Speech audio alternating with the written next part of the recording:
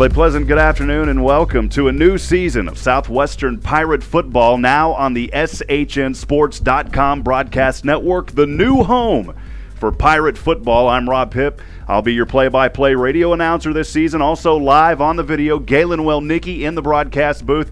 He's been in the Georgetown area for quite some time, and he knows a lot about what's going on in the area in Georgetown, and that's why I'm glad to have Galen up here. Galen, a great season for Southwestern, coming off of another winning season in the ASC. Of course, just a few years ago, this was a team that won the 2016 SCAC championship. They are poised for another great season, but today it's Denison out of the suburb of Columbus, Ohio, the Big Red, baby. And I'm not talking about soda water, here in the house in Georgetown, Texas, Galen.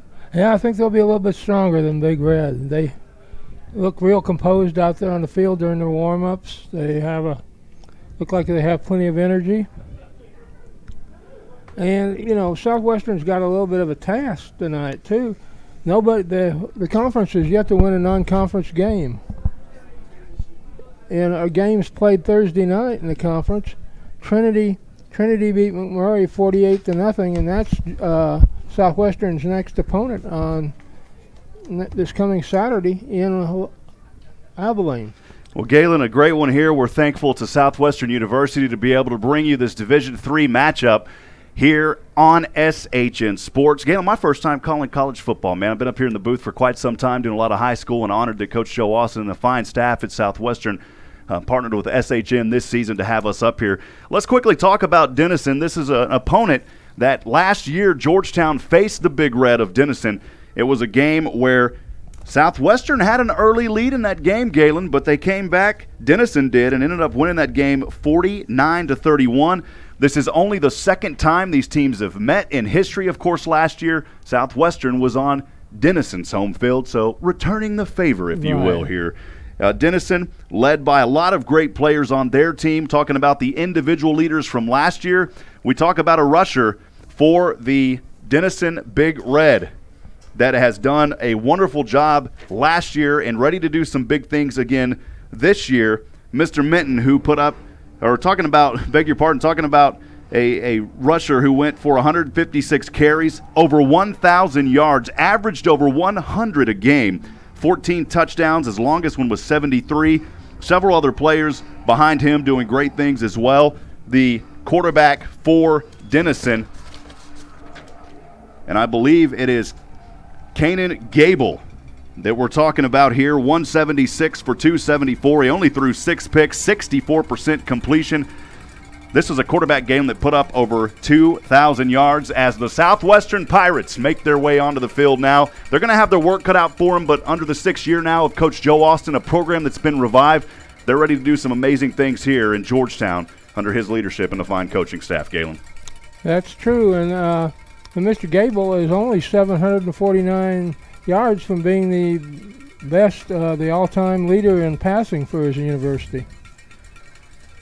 Well, the Denison Big Red wearing their gray jerseys with red shoulders, the numbers in white. The pants are also in gray. For Southwestern, they will be in black jerseys with the white pants and that Southwestern gold trim down the legs. The numbers will be in white, the helmets in black. As we are about to get things started here in just about 7 minutes, Galen will quickly go over the two deep here as we talk about the starters for the Southwestern Pirates. On offense, the quarterback, the All-American number 6, Fred Hover, 5'9", 190-pound junior. The fullback, number 26, Kalen Heim, 5'11", 190 sophomore. The wide receiver, number 14, Anthony Stevens. And we'll actually take a quick break here, as we will have in just a few moments Chuck Cracy down on the sideline with Coach Joe Austin. We'll send that down to Chuck here in just a few seconds, as Chuck snuck up over there on us. So we will have Chuck here down on the field in just a few moments. Chuck Cracy doing some sideline reporting for us. And we're having to do it through the phone here. Down on the field with Chuck Cracy and Coach Joe Austin. Chuck, take it away. Thanks, Rob. I'm here with Coach Austin. Coach, last year when you took on Denison, you had a lead going in late. Gave up some touchdowns late. We've used that as motivation to get the team fired up for tonight. Well, it certainly is. Our defense is talking about redemption all week long, and our offense wasn't satisfied how they played either. And what are your keys for victory tonight for the Pirates? Well, last year Denison gained by themselves the third rushing yards to give up all year. So stop the run, and with us, it always starts with running the football. It opens up all of our play action, big plays. That's what we got to do, stop the run the ball. Always in the trenches, right? That's where it is. Thanks, Rob. We're going to head back up to you. That was Chuck Crazy down on the sidelines. And, again, thanks for sticking with us.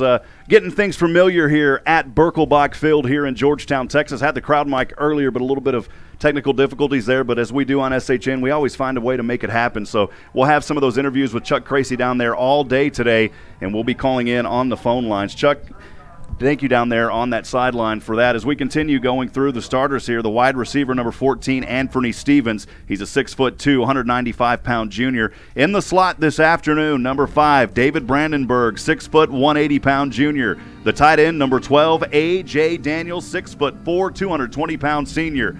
The left tackle, number 62, Will Spalding, 6'2", 270-pound junior. Number 70, James Smatt, the 6'2", 255-pound senior at left guard. The center, number 54, Ryan Everett, 5'10", 250-pound sophomore. Number 52 at right guard, the 5'10", 250 senior David Allen Quinton. And at right tackle, the 6', 295-pound junior, number 53, T.J. Vela. On the Southwestern defense tonight, we'll see number 42, Garrett Womack, the 6'2", 215-pound junior at defensive end. The 6', 260-pound sophomore, defensive tackle, number 45, Grant Mitchell. 6', 275-pound sophomore, defensive tackle, number 60, DeAndre Adams. The 6'3", 210-pound junior, the defensive end, number 93, Nick Smith. At linebacker, 6', 190-pound junior, number 10, Hayden Smith. Chris Crawford, the 6', 230-pound junior linebacker, wearing number 50. Ben Brockman, the 6', 185-pound sophomore linebacker, wearing number 20. The cornerback tonight, 5'9", 165-pound junior, number 3, Aaron Robinson. At safety, the 5'8", 155-pound junior, number 1, Josiah Minifield. As we continue to go down the list here, the safety, 6'1", 160-pound sophomore, number 24, Rosario Hernandez. And at cornerback, the 5'11", 170-pound freshman, number 23, Jackson Reese. Galen, a team with a lot of players that played last year. We're going to see some great things this season. This was a Southwestern Pirate team that averaged over 30 points total offense. If you look at it that way, the defense allowing just under 25. So it's going to be a great season for Southwestern, sir. And, from the 2 times we've talked to them, they've emphasized that they want defensive improvement. They want to continue to make the offense better, but they want considerable defensive improvement this year. And they have Denison is a tough team, and it's a good matchup for the season opening, because they are a tough team. They're a nationally recognized team.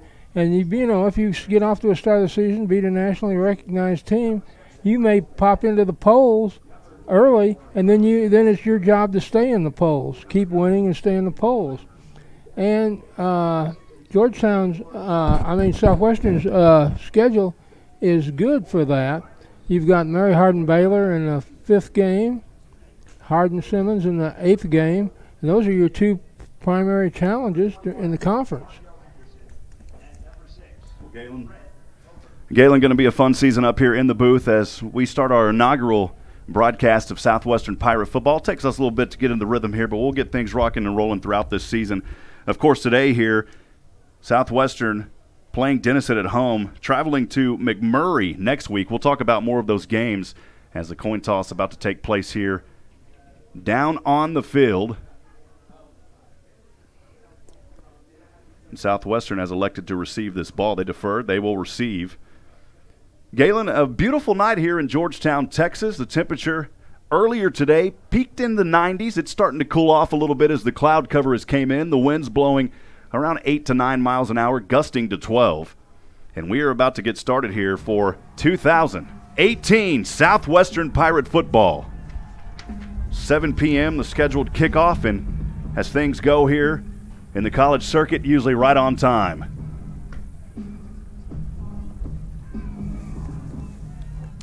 Well, Galen, you've been in this area a long time. You've seen the Southwestern team over the years. Your early thoughts and what you've seen on their side so far here in this 6th year now. They've, it's been a drastic improvement. In just 6 years, you don't expect to go from a school that wins maybe one game a year into a team that's contending for the conference championship, which they could well do this year. You know, there's a lot of questions in the conference right now surrounding Mary Hardin Baylor. What with some of the problems they're having with the NCAA, there's no telling how that investigation is going to come out. Hardin Simmons is a good team, but you know, how will they gel this year? Southwestern, a team in 2017 that had over 225 first downs. They held their opponents only 187 first downs. Total offense for Southwestern last year, close to 5,000 yards. The defense close to 4,000. They rushed for almost 3,000, 2,878 to be exact. This is a team that runs, Galen, averaging over 287 yards a game. They only allow their opponents 104 yards a game. So definitely an opportunity here for them to continue to establish the run game and to keep that going. That's the way Southwestern wants to start. Of course, we have the Southwestern Coaches Show, SU Football Weekly, every week at Sheraton Hotel here in Georgetown. We've been able to talk to Coach Austin and already get some preview of what we're going to see this season. But every game sets the tone. Today is going to be a game that, hey, Southwestern, this is kind of the preview of what we're going to see this season. They want to come out here. They want to get a victory. They'll be able to start out here and receive this ball first. For Southwestern, two kick returners. Kick returner back there, I believe one of those on the near side is the 6', 180-pound junior number 5, David Brandenburg. And again, it's going to take us a little bit of time to get familiar with the team as well. The kick is on its way from right to left. It is fielded around the goal line, takes a drop here into the hands of Southwestern. Darting through defenders on the near side. Hashmark has room across the 40. Still on his feet now at the 50 and drug out of bounds at the 49. A great return to start the 2018 season for the Southwestern Pirates. What a return right there by Tavon Gwynn, the 5'11", 170-pound freshman for the Southwestern Pirates.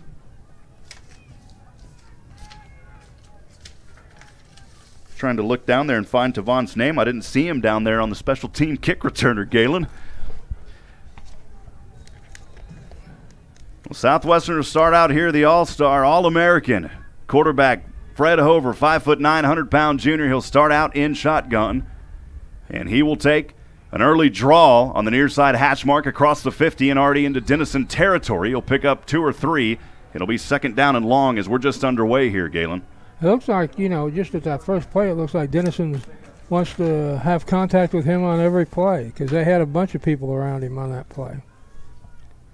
Hover, of course, the quarterback. Kalen Heim, the fullback that stands behind him, 5'11", 190-pound sophomore. We'll see all those 190 pounds throughout this season. Hover in shotgun, man in motion, looking for the option, but Hover's going to keep it as he goes towards the outside hash mark, and he'll only pick up a yard here. It'll be third down and long, 14:08 to go for the Southwestern Pirates, and the offense led by Fred Hover. And Galen, we do see coming onto the field for the first time tonight, David Brandenburg. David plays in that slot, so we'll see him switching in and out quite a bit. 13:50 to go here in the first. No score, just underway. Third down and 6 from the 47 of Denison.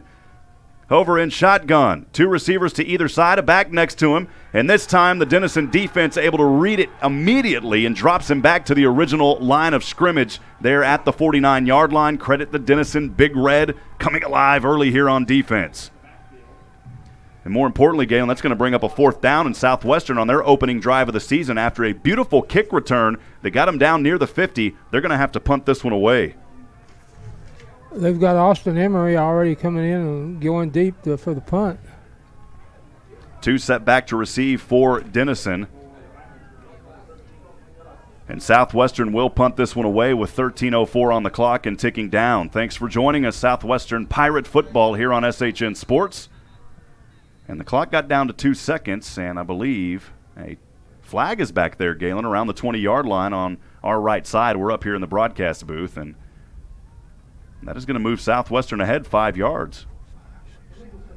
It's an illegal substitution called on the play against Denison. So Southwestern will get a little bit better of an opportunity here to punt this one away and hopefully get a little better field position. Austin, it's actually Phillip Keys, the 6'10", 180-pound junior. High snap. He will kick this one toe to leather. This one's going to sail up into the air between the hash marks at the, looks like just inside the 20, around the 18, and that is where Denison will take over. That ball was fielded on that play. I believe that was Michael Flanagan for Denison. So that's where we'll start. Southwestern opening drive, not able to produce. We'll see what Denison has up their sleeve here, Galen. Well, you're pretty much a running team.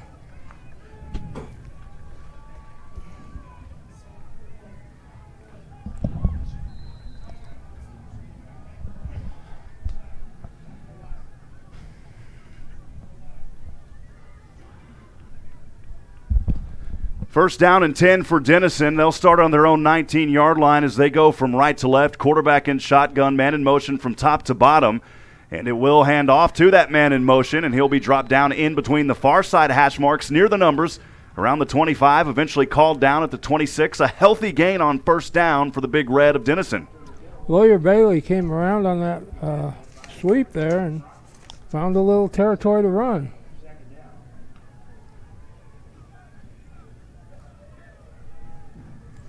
Denison breaks out of the huddle, 12-19 to go, second down and 4. The ball on their own 26-yard line, again, as they go from right to left here at Birkelbach Stadium, their first time on the offense this evening to open up the 2018 campaign. Thought about a handoff draw, and it is a draw as the running back heads to the inside hash mark, and he'll be brought down for a Denison Big Red first down to the 33-yard line.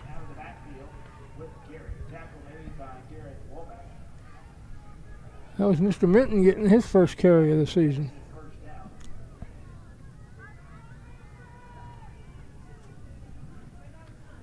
Denison taking some time here as we don't see a lot of hurry-up offense here with either of these teams. Southwestern, as we talked about earlier, they always try to establish a run game.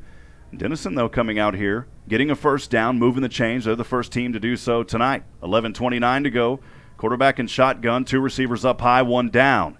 The handoff here to the back as he finds room across the 45 and a first down, angling towards the 50-yard line on the inside, all the way down to the 46. Another first down for the Denison Big Red. That looks like they're going to ride Minton again. That's 2 straight carries for him. 11:11 to go here in the first quarter. We're scoreless. Denison on the field for the first time tonight. They've already got 2 first downs on this drive. Some late substitutions here as Denison is trying to find their rhythm to get this offense started.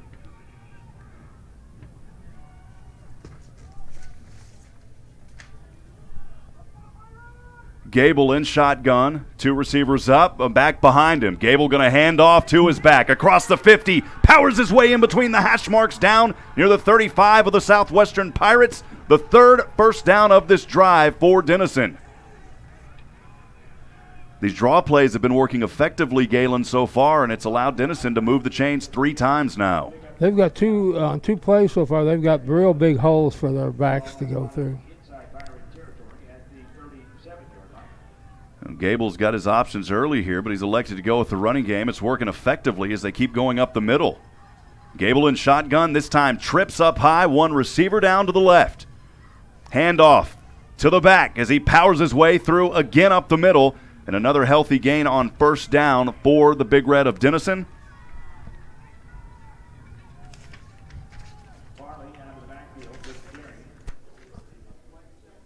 And I believe that's Cody Farley that we've been seeing out there quite a few times early on in this ball game, Galen. He's mixing up his running backs real. This is the 3rd running back they've had in there. 9:40 to go, second down and 6 from the Southwestern 33. Gable's got to work. Trips up, tight end next to him. This time going to keep it. Southwestern almost had him in the backfield. Gable able to escape. Now to the outside, just beyond the 40-yard line marker. And he'll be brought down back at the original line of scrimmage. So a loss on the play. Credit the sack to Southwestern. And he will be down at the 37-yard line. It's great defense there. It's a good side for Southwestern as they're trying to get something established on the defensive end. They've allowed 3 first downs on this drive, and that's the kind of spark you need from your defense. 9 minutes to go, first quarter. No score. Denison with the ball. Gable in shotgun. Three receivers on the near side, one up top. Gable all alone in the backfield, throws this one across center field. It's incomplete at the 28-yard line. The intended receiver, Webster, incomplete, and it'll bring up 4th down. We will see what Denison does here. They'll probably go for the punt. Unless you've got a steel foot, Galen, with about 30 pounds in your shoe, you've got to punt this one away, and that's what they're going to do here. It's Calvin, should be Calvin Montgomery back there. 2 set back to receive. The punt here from the 50 will sell up, and a fair catch at the 10-yard line by Southwestern.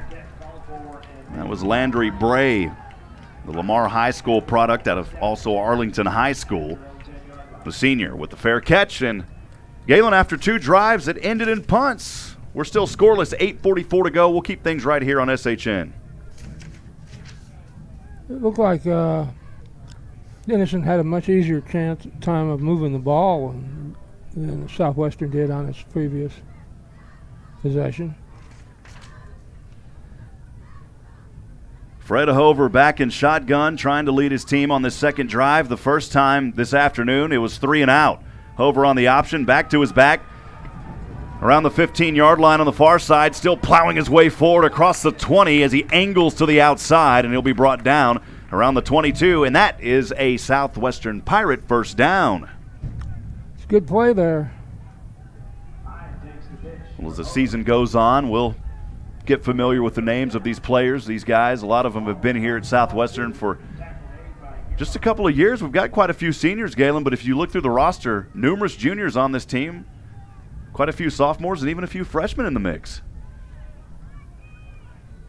Over in shotgun is back behind him. 2 receivers down on the near side. First down and 10 from their own 22. Hover, this time on the option, elects to keep it, and he will be snuffed in the backfield all the way down to the 16-yard line. A big loss on first down will set up second down and long. Great defense there by the Big Red. 7:54 to go, no score here at Birkelbach in Georgetown. This is a team, Galen, that practices, out in the heat, of course, like everybody else, but also with military. They get a nice workout, the Southwestern Pirates. Empty backfield now for Hover. 2 receivers down, 1 up. Hover here going to keep it as he pushes this one up the middle on the keeper. Only picks up about a yard. It'll be third down and long. Looked like on that play that he was a little bit surprised when the center snap came. That the timing may have been off a little bit on that play. David Brandenburg, the running back for Southwestern, makes his way back onto the field alongside Tavon Gwynn. Hover will have it in shotgun. 2 receivers on the near side, 1 receiver all alone up top. Hover, third down and 15 from his own 17 now. With 6:50 to go in the first. Hover again chased down, and again he's sacked. This time all the way down to the 5-yard line. Coming up on the play there for Denton. Ben Cross able to get a line early there, the defensive lineman. All 242 pounds of him, Galen. Not doing a good job right now of keeping the Denison defense out. Well, Southwestern set back to kick this one from their own end zone. 2 set back to receive. One of those return men for Denison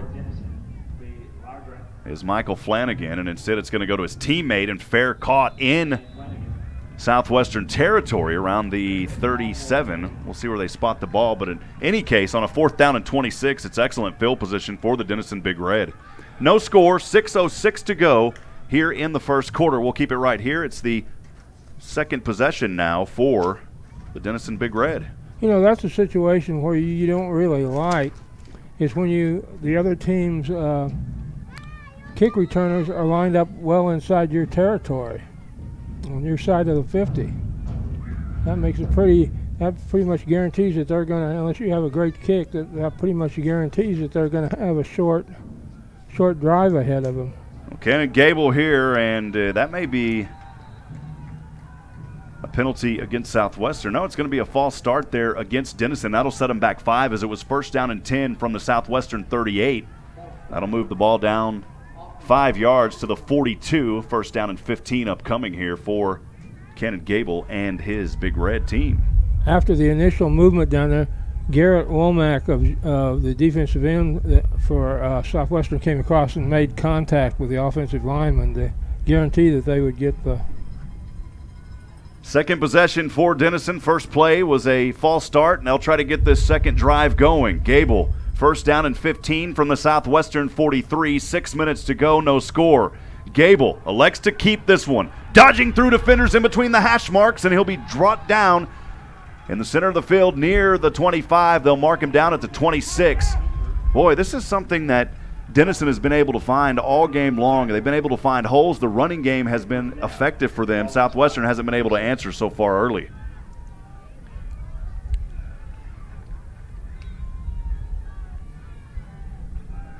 A drive that started on the Southwestern 38. A penalty set them back, and now it's first down and 10 for Denison on the Southwestern 26. Man in motion, handoff to the back, and he will be stopped for a gain of 1 just on the near side hash line. I believe the ball carrier. Minton, I believe that. And it was Minton on the carry. Alex Minton, the 5'10", 205-pound senior running back, Bethel Park, Pennsylvania. It's been hot in Pennsylvania. I've got some family in that area, and it's been in the 90s there too, Galen. Second down and 9 from the Southwestern 25.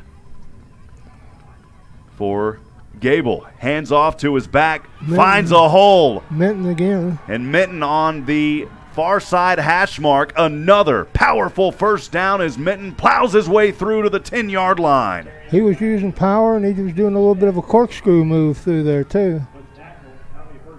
Well, the ball right in between the hash marks. They're going to mark him down at the 11. Another first down, 4:45 to go, scoreless here in the first quarter. Thanks for joining us on SHN Sports. Southwestern debut here on SHN, and also the debut of the 2018 season. They move the ball to the 10, first down and 10 from, no, they still got it, Galen. It's actually on the 11. They can get the first down. The handoff here to the back as he comes on the inside, finally drug out of bounds by a host of Pirates. It was Ben Brockman, the linebacker, the sophomore, and company making that tackle as he was drug out of bounds on the near side sideline. Still, though, a gain of a few. It'll be second down and 7. Again, they can get that first down, Galen, at the 1. One thing about it is they're giving a big challenge to the front of the Southwestern defense. You know, if you wanted to see how your defense is going to react, you're getting a good look at it right now. Gable's got to work on a second down and 7. The ball on an 8 here on a Saturday night. Handoff to his back, Minton. He has room. He plows his way forward, and that is an 8-yard touchdown bulldozer for Denison. He just looked like he wasn't going to be denied at all on that run. Alex Minton making a statement, if you will, Galen, on that play. So the Big Red will strike first on that 8-yard run by the big 3-2 Minton. And the extra point attempt. The kick is up, and it is on its way. And from Pat Kramer's toe, it is good. And Denison has the early 7-0 lead with 4 minutes to go. We'll keep things right here on SHN, Galen. You got to talk about an impressive drive there for Denison to open things up. They took them a while to get going, but on their second drive, finally able to punch that one through. Galen, it was really, though, a play where they started out in great field position on the Southwestern 38. And, you know, they got to go, and everything they do is between, that's successful for them seems to be between the ends, right at the middle, or just kind of a veer off the guards, the hole between the guards and the tackles. They're not doing anything really fancy. They're just playing power football.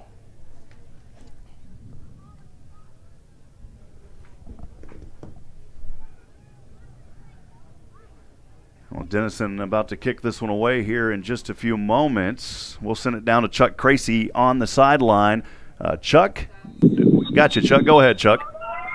Yeah, right now the Denison offensive line is controlling the line of scrimmage over the Southwestern D-line. It's a wash the other direction when Southwestern has the ball.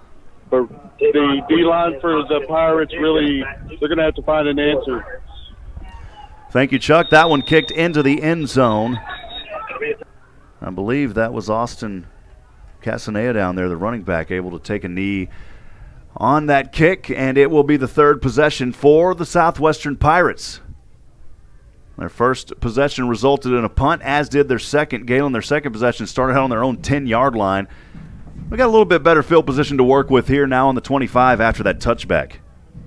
We're going to have to do something a little bit different because they seem to have a good book on defensive book on Hover right now. Anything he does, he's got getting plenty of attention.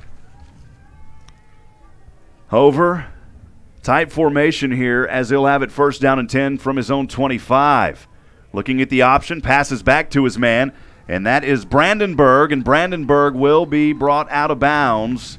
We got an injured player down on the 28 from Southwestern. It is a 12-yard gain, however, for Brandenburg, and Southwestern picking up a first down, trying to get their running game established here on the near side. There is an injured Southwestern player, though, down there on the field. He's down there moving his legs, which is a good sign, but you never want to see these early injuries this early in the season, Galen. Well, hey, friends, if you're out there joining us on the live stream, we'd love to hear from you. The SHN Southwestern Pirate fan line is open. Feel free to send us a text message. Don't call. We won't answer, but send us a text message, 512-522-9105. Again, that's the Southwestern Pirate fan text line. It'll be open all season. Let us know how we're sounding. Let us know if you've got a special one down there you'd like to say hello to, and we'll try to get you on the air, read your text message on the air. Again, it's 512-522-9105. Vela was one that got hurt. And Vela was able to get up under his own pressure, which is a good thing. First down and 10 for Hover and his Southwestern Pirates on their own 37. Hover again here on the option. Goes back once again to his back. Brandenburg, and Brandenburg on the far side as he angles out of bounds near the 50. And they'll actually, Galen, mark him down right near that first down marker. He'll run for 9, be 1 yard short. And it'll be second down and a short one.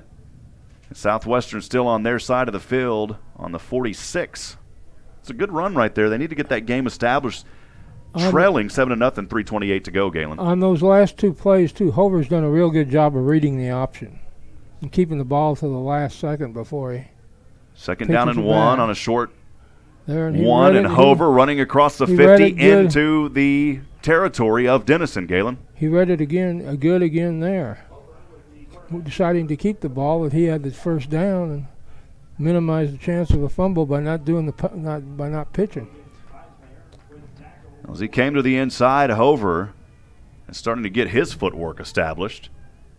And he will have it in Denison Big Red territory now. First down and 10 on the red 49. Hover in shotgun. And a false start there on the left lineman. I believe it was David Alvin Quinton, the 5'10" senior for Southwestern. He was the one that flinched early. That'll set him back 5. It'll be first down and 15. And Galen, they go back to their side of the field. Mm-hmm.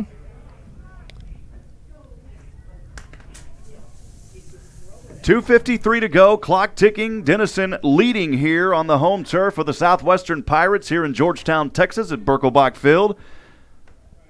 7-0 the score. Hover trying to get his team in some momentum. First down and 15, back on his own 46. Again, we'll have it here, and will be dropped down as he tried to run it up the middle at first, angled more towards the inside, only a gain of 2. And it'll be second down and long for Southwestern. That's where the penalty on first down really gets you in a hole. Because now you're facing second and 13. So a pickup of 2 moments ago, second down and 13 on their own 48 of Southwestern as Denison showed a little penetration early, and this time Hover is going to be snuffed back around the 42-yard line. Another sack from Denison. Coming up on that play was Ben Cross and company. He's got his teammates fired up out there. Also along on that tackle was the freshman, 168-pound, number 91, Lewis Hurd. Hurd is one of those players, when you get that smack, he goes, "You heard me?"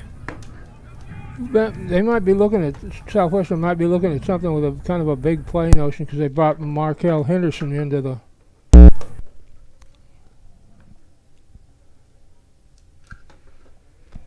This time the pitch back to Brandenburg. Brandenburg's got room on the far side across the 50, trying to get his way back to the first down. He'll be stopped short about 4 yards.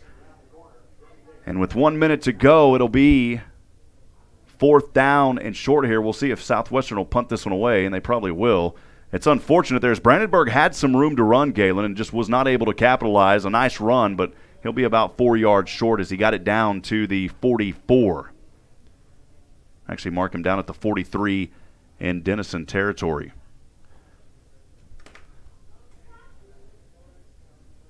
So Southwestern set to kick this one away.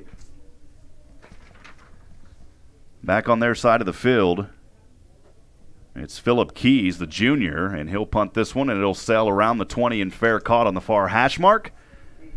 So a drive that started on their own 25 will stall, and Southwestern gives it back to Denison here for their 3rd possession.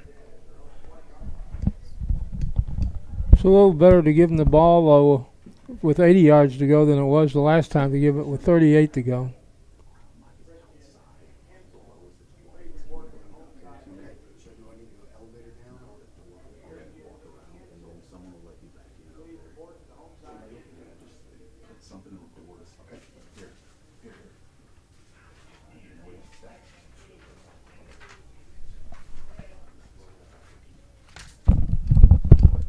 First down and 10 for Denison on their own 20-yard line. And keeping here, and will be stopped in the backfield for a 2-yard loss there, Galen. It'll be 2nd down and long. They didn't fool anybody on that one.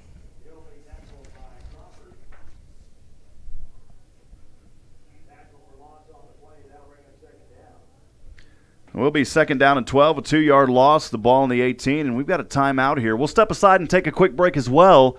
Don't go anywhere, folks. Southwestern football on the SHNSports.com broadcast network will continue in just a few moments.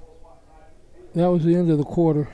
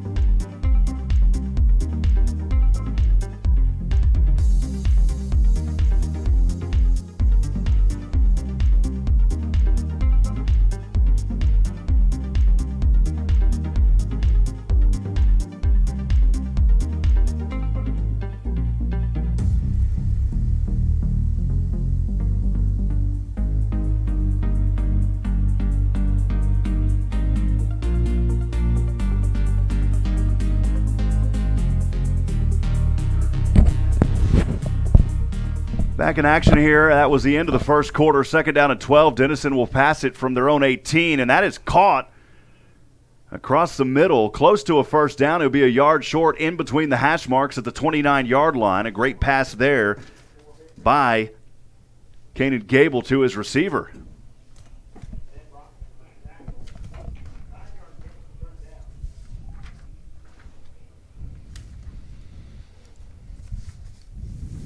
We'll have first quarter stats here in just a few moments. We just got those a few moments ago. We'll go over that and more as we talk about what's going on. But, Galen, the pace is starting to pick up here for Denison. Mm-hmm. Very definitely. They're inside handoff fake, and Gable carries And Gable able to carry this one as he will have a first down at the 32-yard line. And that'll be a Denison Big Red first down. 14-14 to go in the first half of play. Southwestern trailing 7-0 here on their home field in this 2018 college football opener. Southwestern only one first down in that first quarter. 11 rushes for Denison. They get 87 yards. Southwestern 7 rushes, but they go for -4 after you total it all up, Galen. That's not the running game they want to get established. Gable in shotgun, first down and 10 from his own 32. Gets the snap here, hands off, and is back trying to run it up the middle, and he will be stopped for a gain of 1 in between the hash marks. Clock ticking at 13:30. Second down and 9 upcoming here from their own 32. Actually, they move it up 1 more yard gain, their own 33.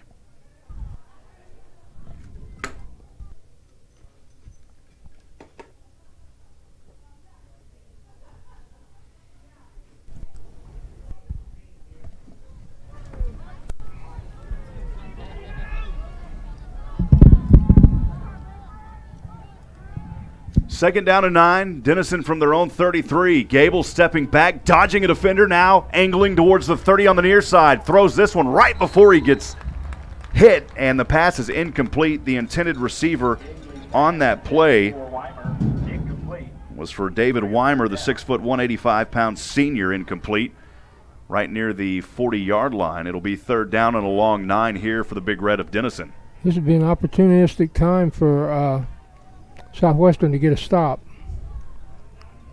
Clock is stopped, 13:02. Again, third down and 9 from their own 33. Gable in the shotgun. Triplets down this time on the near side, 1 receiver up top. Gable gets the high snap, rolls to the inside hash marker. Around the 30, he's going to let this one fly. Southwestern's got an opportunity, and they could not come up with the interception around the 35. Boy, a tough break there as Southwestern had a golden opportunity for a takeaway. That was in and out of the hands of Josiah Minifield, the defensive back. You know the coaches aren't going to be happy with that one, Galen. That was a gimme. Yeah, Gable was kind of hung out to dry on that play. He had a defender come up and whack him in the back just about the time he let go of the ball.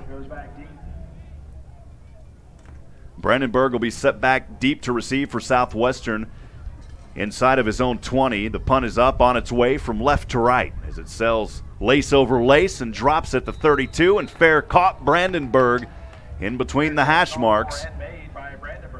With 12:48 to go, Denison holding on to that 7-0 lead. Southwestern will be up here for their 4th possession of the afternoon. So far, every possession for Southwestern has resulted in punts. All 3 possessions, all 3 punting away. Denison, 12 carries on offense total, passing and rushing. They get 87 yards. Southwestern's at -4 yards right now, Galen, in total offense. They've got to find a way to start chewing up some turf here. Fred Hover in the shotgun. He will keep it here. That's a good cut. Finds a cut on the inside, still on his feet now near the 50. Hover showing his magic, doing a little dancing out there on the field as he angled that one in and finally brought down for a Southwestern Pirate first down. That's a good play to pull you out of the hole statistically, and also to get you a little momentum going early.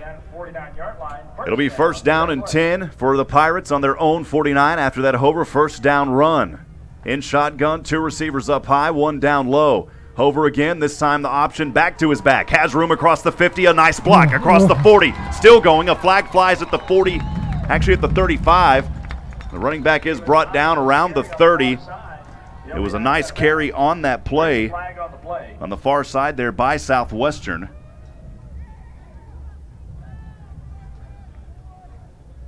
And that was Markel Henderson. We had a chance to talk to Markel Henderson in the press conference earlier this week. Outstanding young man. And waiting to see. There may have been a hold down there, Galen. We'll see what the officials call. At one time, they pointed right after they threw the flag, they pointed in Southwestern's direction. That may have been why Markel got that opportunity to take that one down for Henderson. We have a block in the back. Offense, 14. 10 yards from the spot. And it was a block in the back.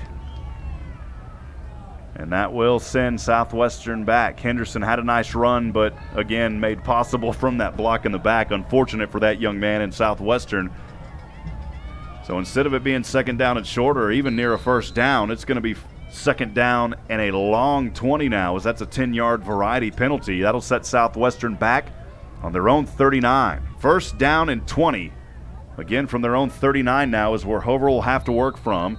And Coach Joe Austin not liking what he's seeing here. He's going to step aside and take a timeout and talk things over here with his team, I believe.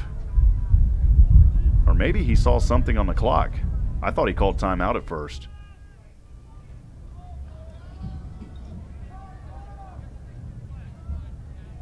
I think he was just trying to get some direction of exactly what happened there. Now they wind the clock and things are ticking along. 12:08 to go. Here in the first half, Denison leads 7-0. Southwestern with the ball on their 4th possession of the night. First down and 20 from their own 39. Hover in shotgun. Again, going to look at the option and decides to keep it, and he will be dropped in the backfield for another big loss as he tried to take that one to the outside. Nowhere to go. Ran a straight line sideways. And it will be second down and Dallas, Galen. I think their defensive plan was to take Hover out of the game, just looking at what they're doing right now.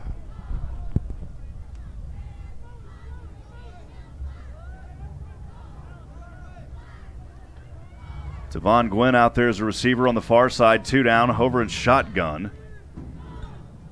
Junior trying to direct his team. Pitch back to Henderson. Markel finding room. Tightrope in the sidelines on the near side around the 40. And Markel. Oh, that wasn't Markel. I beg your pardon. That was Kalen Heim.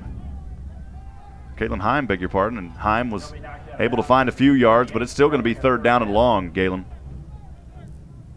Not quite to Dallas, or some of the outer suburbs, you know. We're getting closer back to Georgetown. Yeah.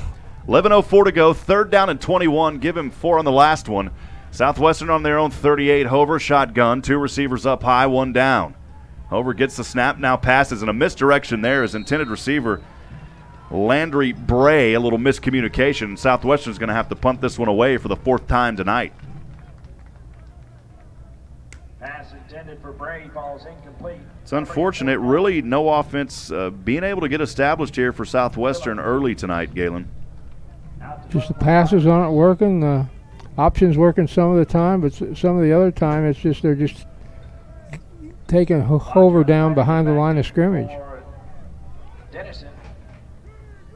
Well, Eddie Evansick for Southwestern had that one long run for 12 yards, and that's really been it. But then if you look at the net, it's back below 10. This one punted away, and Southwestern looks like they recovered it at the 24. And it is Southwestern Pirate ball. Well, this may be the spark that the Pirates needed, Galen, as that one went off the hands of the Denison returnman. He was trying to get up under it. It was a low punt. And Denison was not able to haul that one in, and Southwestern is going to capitalize on it there at the 24-yard line. Yeah, they hit him, and Clay Anthony of Southwestern came up with the ball. Well, if it's going to be 4th down and that long, you might as well go ahead and, you know, punt the ball and hope for a fumble like what we just saw. Kalen Heim makes his way onto the field now, as Hover has a back behind him, 1 receiver to either side. Hover throwing over, back over his shoulder to the left, and somehow coming up with the catch at the 10-yard line over his shoulder. What a play by Southwestern into the hands of his receiver there on the near side. And that was Devin Shaw, the running back, able to make that play. Beautifully executed there by Hover and Shaw.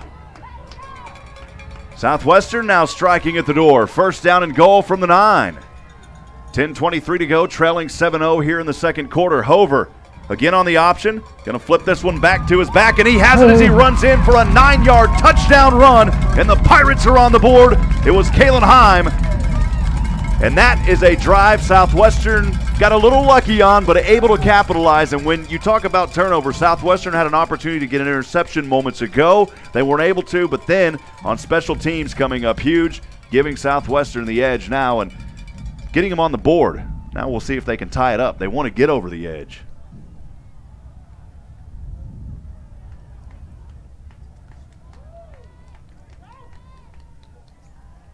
The extra point is up, and it is good. We've got a tie ball game, folks. 10-16 to go here in the first half of play. That may be the spark Southwestern needed. All of a sudden, the playing field has become level.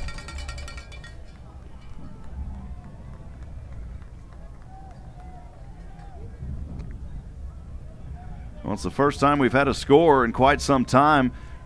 As we go back and look for Denison, the second possession of the night started out on the Southwestern 38. That was capped off by an 8-yard run at the 4-minute mark of the first quarter.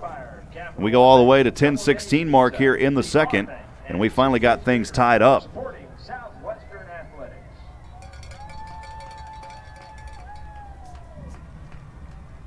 Hopefully that put a little juice in the defense too. Denison will have their 5th possession here in just a few moments as Southwestern set to kick this one off from right to left. The lights are on. Saturday night lights here. College football on SHN Sports. Rob Hipp alongside Galen Wellnicki. Southwestern finally in the positive on the rushing side. 17 now for 57. This kick is up and on its way and bumbled around on the far side hash mark. The returnman has it across the 20, now down near the 30. Finally brought out of bounds on the far side hash mark as he angled his way between the numbers in that hash mark. It'll be decent field position starting out for Denison for their 5th possession of the afternoon. We'll see where they mark him. They put it down at the 27.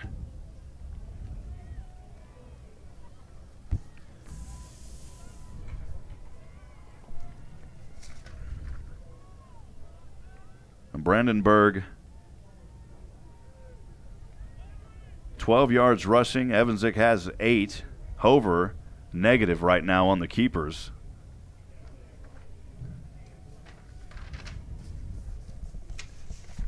Handoff here on 1st down and 10 from their own 27 is Kanan Gable to his back, and he will pick up about 4 on the play.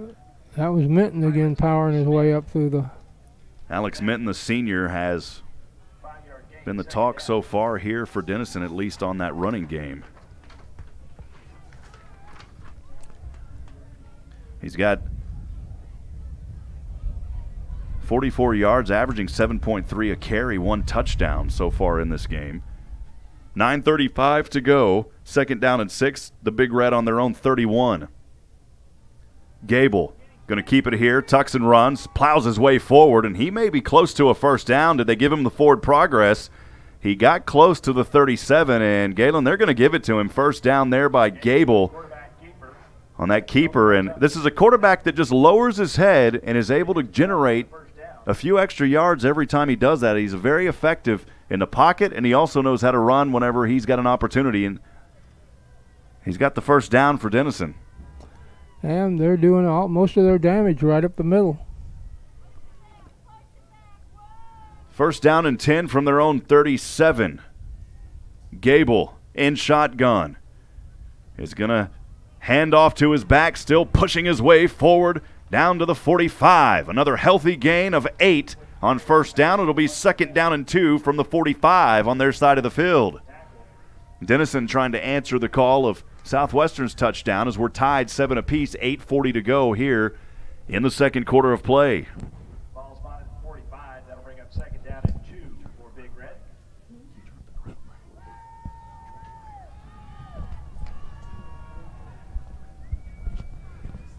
Second down and 2 from their own 45 is where Gable's at. Triplets down, 1 back behind him. And he will keep it here and look to pass. Good protection, throws it up and has his man, but out of bounds. The receiver wanted to say, hey, wait a minute, I've got the ball. That was David Weimer, but I don't think they're going to give it to him. He was out of bounds, and it's incomplete just outside the 50 on the out-of-bounds line. I don't think there would be any question about him being out of bounds on that one.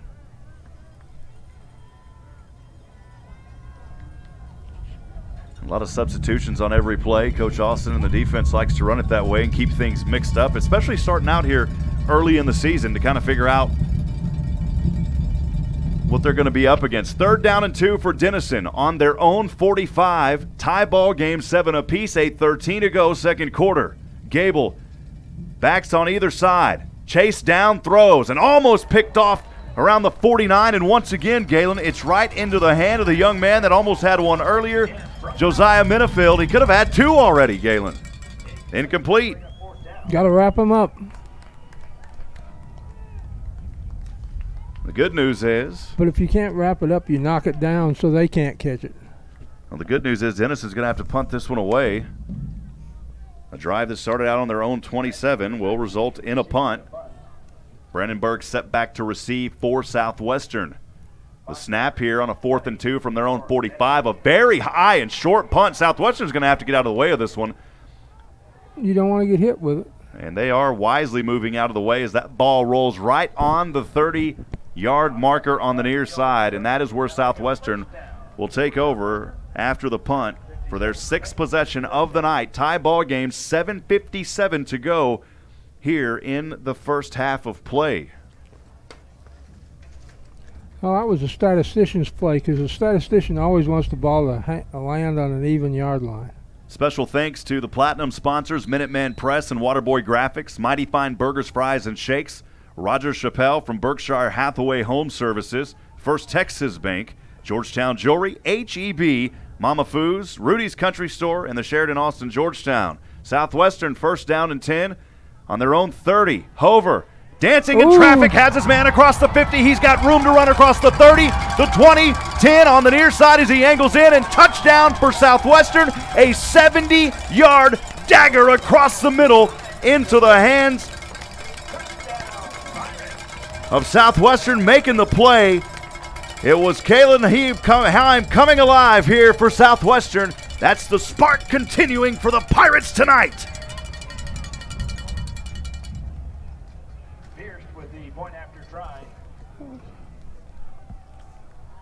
That was perfect out of an empty backfield. There was, Hover was the only person back there. Heim now with his 2nd scoring possession of the night. The kick is up and on its way, and it's good. And Southwestern, 7:46 to go, leading now on their home field, 14-7. We'll keep it right here. Boy, Heim is really coming alive for the Pirates. And Hover, that was a beautiful execution to find his man open, angling back in towards the inside on that dagger, and got the touchdown. Notice Coach Austin going through and congratulating several of his offensive linemen on that play as it worked almost perfectly. 7:46 to go. And you can see the replay there on your screen of Heim taking it to the house. 70-yard dagger.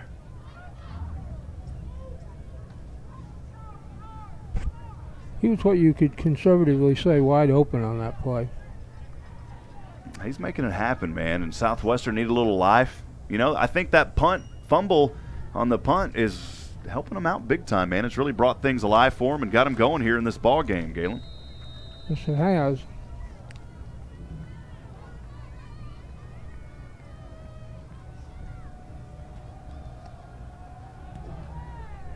They're saying that was Eddie Evansick, and if that's true, I apologize on that return. We'll have to, or on that pass. Kick here's on its way, and a nice return for Denison. Middle line of bounds at the 36-yard line. Denison ball, 1st down and 10.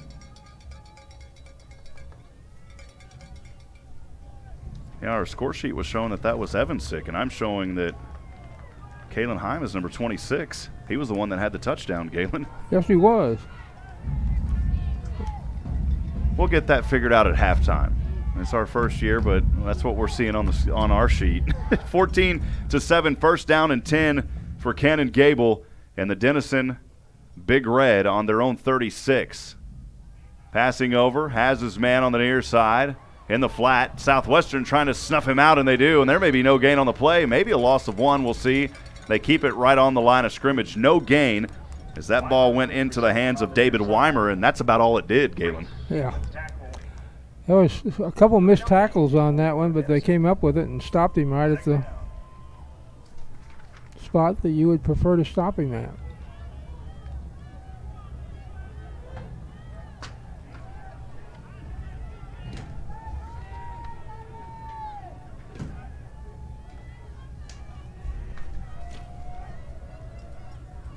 Second down and 10 on their own 36. Denison finding some daylight on the near side hash mark. Almost close to a first down. It'll be a yard short at the 45. Robinson making the tackle there for Southwestern. It'll be third down and a short one. This will be a big rally call for the Southwestern defense if they can hold here, Galen. This right here could be a big momentum changer if they could get a stop here. Third down and 1. Denison on their own 45. Gable, beg your pardon. Shotgun. 2 receivers stacked up high. Handoff. Back trying to push his way forward, and he may be stopped. Now they're going to mark him right out the line, and that will be enough. That was Minton again. Minton, as we said earlier, continuing to make a statement and got the first down for Denison. You know, you had 2 downs and 1 yard to go. And Minton, I think I would have gone for it on fourth down if it was at the same place. Well, all they needed was 1, and they got 1. 5:52 to go here in the first half. Denison driving here on their 6th possession from their own 46. Gable has plenty of time, throws this one up over center field. Leaping, making the interception is Southwestern at the 12. Wow, what a play and what a leap by the Pirates to get their second rip tonight.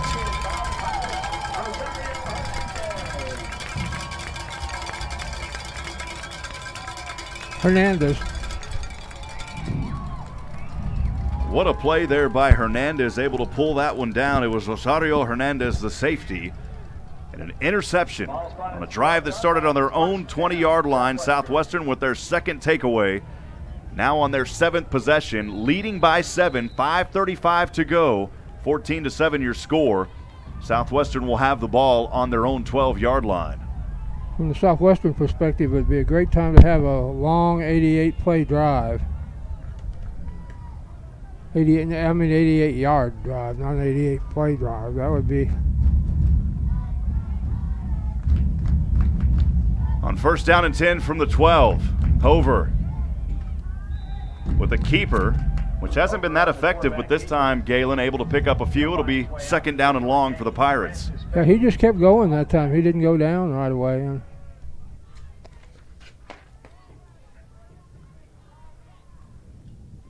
A.J. Daniels, we had a moment to talk to him. He'll be the receiver on the near side. We talked to him in the press conference earlier this week. Hover and shotgun back behind him. Second down and 10 from his own 15. Look for the option, but he's going to be slammed down immediately for another loss. Hover brought down to the backfield. Coming up on that play Pillows with the tackle. for Denison, making a nice statement tackle in the backfield. And it'll be third down and a long 9 for Southwestern. Hoping to carry some energy after that interception, but here they don't want this drive to stall. Third down and 9 from their own 13. Hover, empty backfield this time. 2 receivers up high, 1 down low is A.J. Hover hit as he passes, but he completes it across the middle. The first down for Southwestern, still on his feet, down to the 40, and finally drug out of bounds as he angled to the outside at the 42. Wow, on third down and 9, Southwestern coming alive again. That was the Markel Henderson. I don't think there's any debate on that. And he'll pick up a Southwestern first down. Henderson showing his speed on the field as Hover on his way down. Henderson picks it up in the air for the first down for the Pirates on a third down and 9. That was a very similar play to the touchdown play with Hover back there and as the only person in the backfield.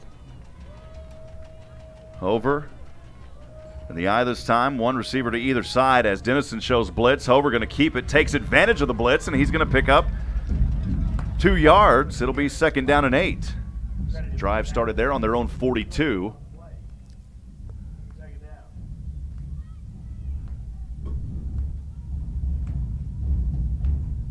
Hear the fans doing a little stomping down there on the aluminum bleachers there.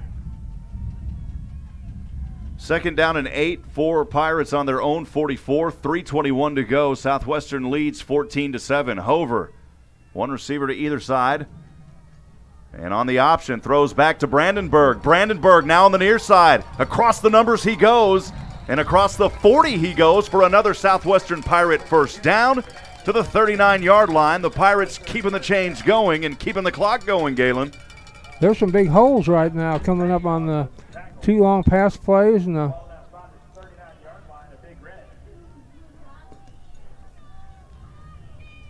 then on that option there. Keep in mind, I believe this drive started for Southwestern on their own 12-yard line. Impressive so far. 2:50 to go, first half. 1st and 10. Southwestern has it on the Big Red 39. Hover, shotgun again, option again. Over to his back, running down on the far side, diving forward near a first down as he angled to the outside out of bounds at the 30. That was Devin Shaw. The other number 32 on the field. 8-yard gain on the play. That'll bring up 2nd down and short. They're going to give him 8. 31. He gets it out of bounds Remains in the first half. at the 29. 2nd down and 2. The ball on the 31, beg your pardon. 2nd down and 2, 31. On the far side, hash mark, the ball sits. Hover and shotgun, 2 down. Again on the option. To his back behind him. Still on his feet and finally out of bounds as he tiptoed on the sideline. It was a great job there by Heim, Kalen Heim, who we have called his name quite a bit tonight. But Galen, more importantly, another Southwestern Pirate first down. You got to like this drive if you're Southwestern, because besides moving down toward another possible score, you're keeping the ball out of the hands of the Big Red offense. You're keeping it bottled up, so to speak. First down and 10 from the Big Red 19. Southwestern in the red zone. Again, Heim, this time on the outside, splits through defenders. Heim dives his way forward. He's close. He will be brought out of bounds at the 1. Wow, what a play by Heim again, and another Pirate first down. Got a player down over there on the other side, and he lost his helmet, and he's probably going to have to come out of the. He will have to come out under the rules if he lost his helmet. Galen and I have been impressed, as many others, with Heim, the way he is running this ball, not only running, but able to catch off of the fingertips of his quarterback, Hover. Looking good here. The timing has improved drastically for Hover. He's getting his pitches off just at the right amount of time on the. There's an injury down there on the field, and the Denison player will get up.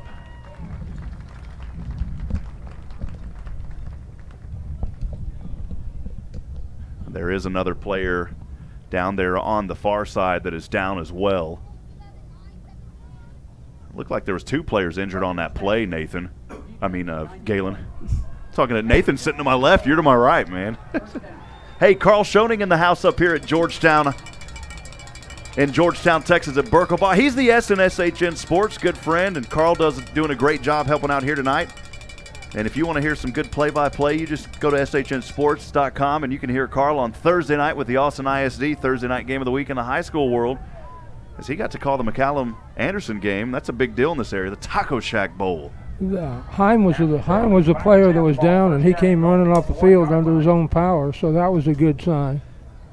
Landry Bray will make his way back onto the field for Southwestern. The Pirates lead 14-7, 1:50 to go here in the first half of play, and they're threatening again. Galen, that ball's not just on the 1. It's on about the... It's about halfway. Yeah, halfway. I was trying to think of a mathematical equation for that. You know, would you say halfway to 1? 1.5 feet. Depends which end of the football you want to talk about. Markel Henderson's in there, so you know there's always a chance they might try to go wide on this one too. They got the clock down. It's kind of messed up here. They're going to have to get that time adjusted, and Coach Austin, I believe, as well, will call a timeout. We're going to send it down to the field with Chuck Cracy. Chuck, what are you seeing down there so far? Southwestern's got some rhythm going. What's the sidelines been like down there during this last 2 scores for the Pirates? Ever since the punt and the recovery there by the Pirates, there's been nothing but positive energy here on the sideline. The offensive line has really started to gel and play together, and they've got Denison on the road. I know you mentioned that it's in the 90s in Pennsylvania, but in the 90s in Pennsylvania, it's not the same as the 90s here in Texas, and I think they're starting to creep up a little bit defensively on the Denison side.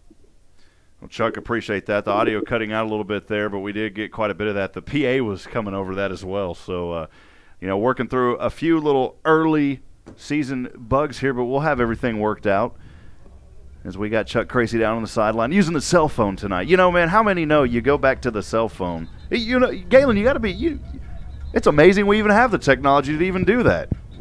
Yeah, it's, you haven't lived until you do a broadcast with a cell phone, Luckily, we haven't had to do any of those. Dennis Allman and I did one from Weimar on cell phones several years ago in a baseball playoffs. 1:49 to go. Southwestern leading 14-7, threatening first and goal on the 1-yard line. Hover going to tuck and run, and Hover, a 1-yard touchdown. Quarterback keeper. Southwestern extends the lead.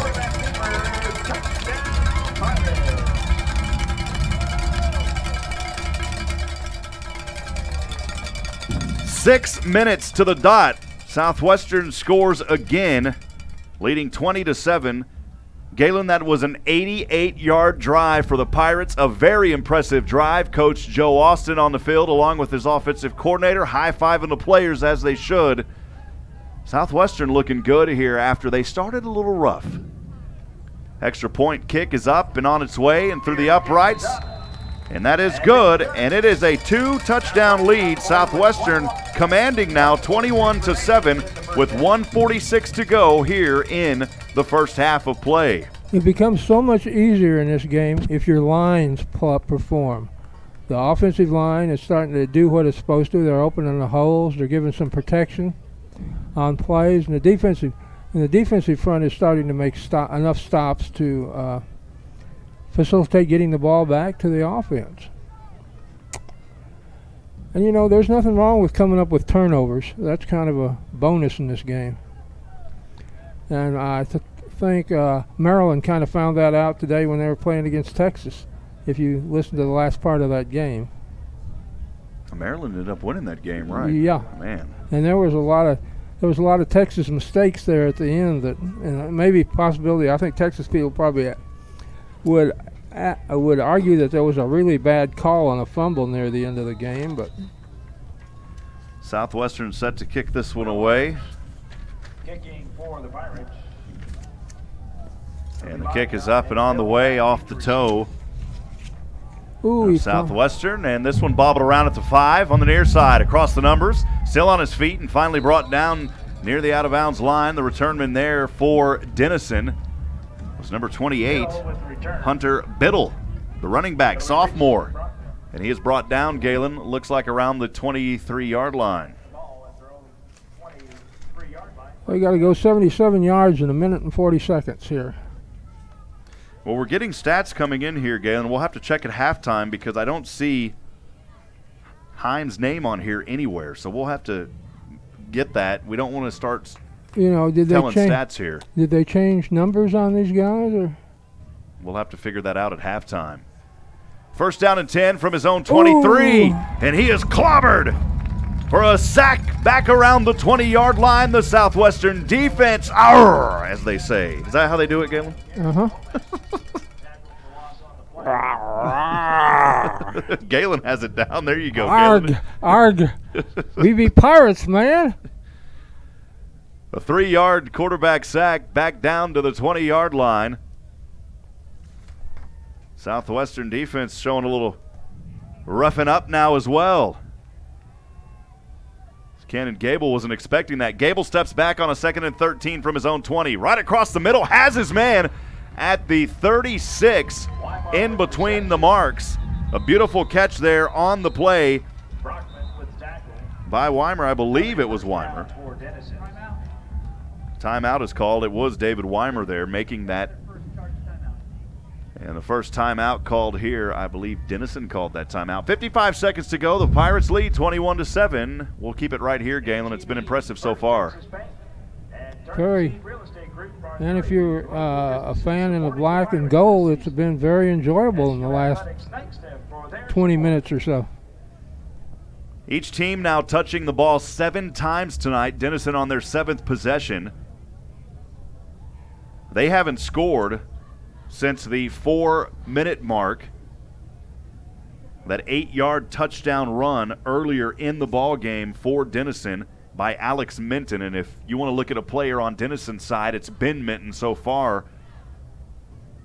And really, that's about it, Galen. No offense to that team, but Minton has really been the spark, and you've got to get more players involved. Southwestern struggled with that early as they trailed this game, remember, 7-0, and they've came back 21 points unanswered now for the Pirates. First down and 10 for Cannon Gable at quarterback on his own 38. One back lined up to his left, trips up top to the right. Stepping back, Gable over on the far side, intercepted at the 40 by Southwestern. And in between the hash marks on the far side at the 45-yard line, the Pirates defense staying alive as they are rallying off the field. What a play again by Southwestern, their 3rd takeaway of this game. And Galen, I'm trying to see who came up with that ball. Number 24. It was 24 for Southwestern. That would be Rosario Hernandez.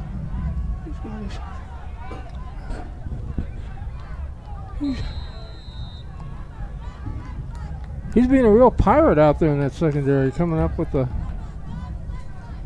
That's tough for Denison because the time was under a minute. They had just came out of a timeout. And we've got it on the replay here. As you can see, Rosario Hernandez with that interception. 46 seconds, and if you could get another touchdown here, the game would be pretty much... Southwestern may have been forced to burn a timeout here. Now there's a flag on the field. They may have had a delay of game. Nope, 12 men on the offense is the call. It's a 5-yard penalty variety. It'll set them back first down and 15. They'll go all the way to the half-century mark at the 50. That's a no-no, having 12 men on the field. Southwestern leading 21-7, 45 seconds to go in the first half. The Pirates, everybody jumping on ship now.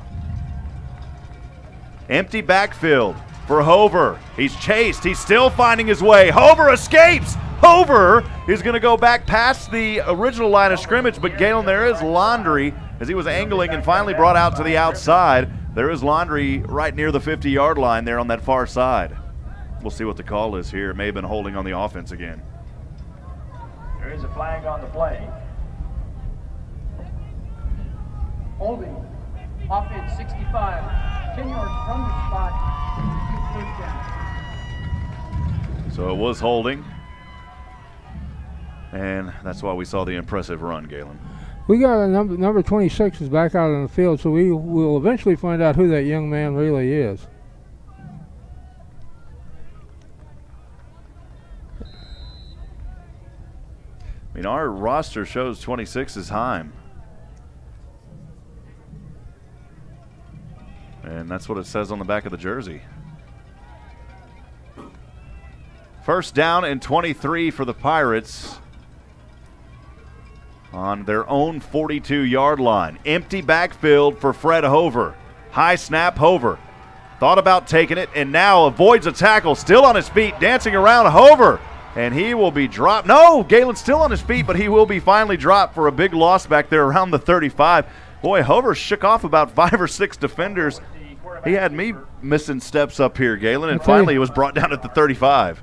I tell you what, he was eating up a lot of the clock, and I think Southwestern may just let the clock run down here. I think that may be wise of them. Coach Austin, though, is talking things over this team. I think they may try to run one last one. We'll see what he does. They're coming off the field. They will let it wind down here. The clock is winding down. And at the end of at the end of the first half, 21-7, Southwestern leads. Coach Austin talking things over in a group right now with his players. And they will come off now. Chuck Cracy down on the sideline. I'm not sure where Chuck is. We were going to try to grab Chuck there with Coach Austin, and I'm not sure where Chuck is. Is Chuck down there? And Chuck Cracy will grab Coach Joe Austin. We'll send it down to Chuck on the field. Chuck, take it away.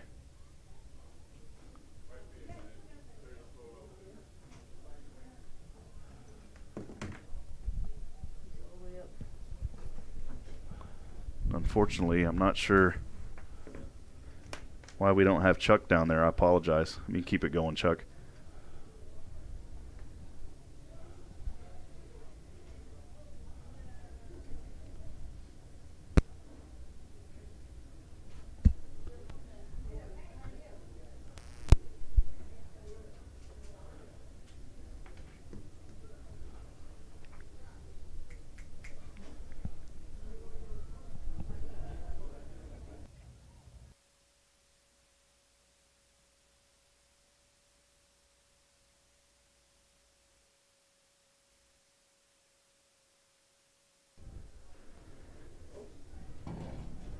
Unfortunately, wasn't able to grab that interview. We'll have all the bugs worked out after the first game here, folks. Apologize for that. I'm not sure why we didn't have audio from Chuck.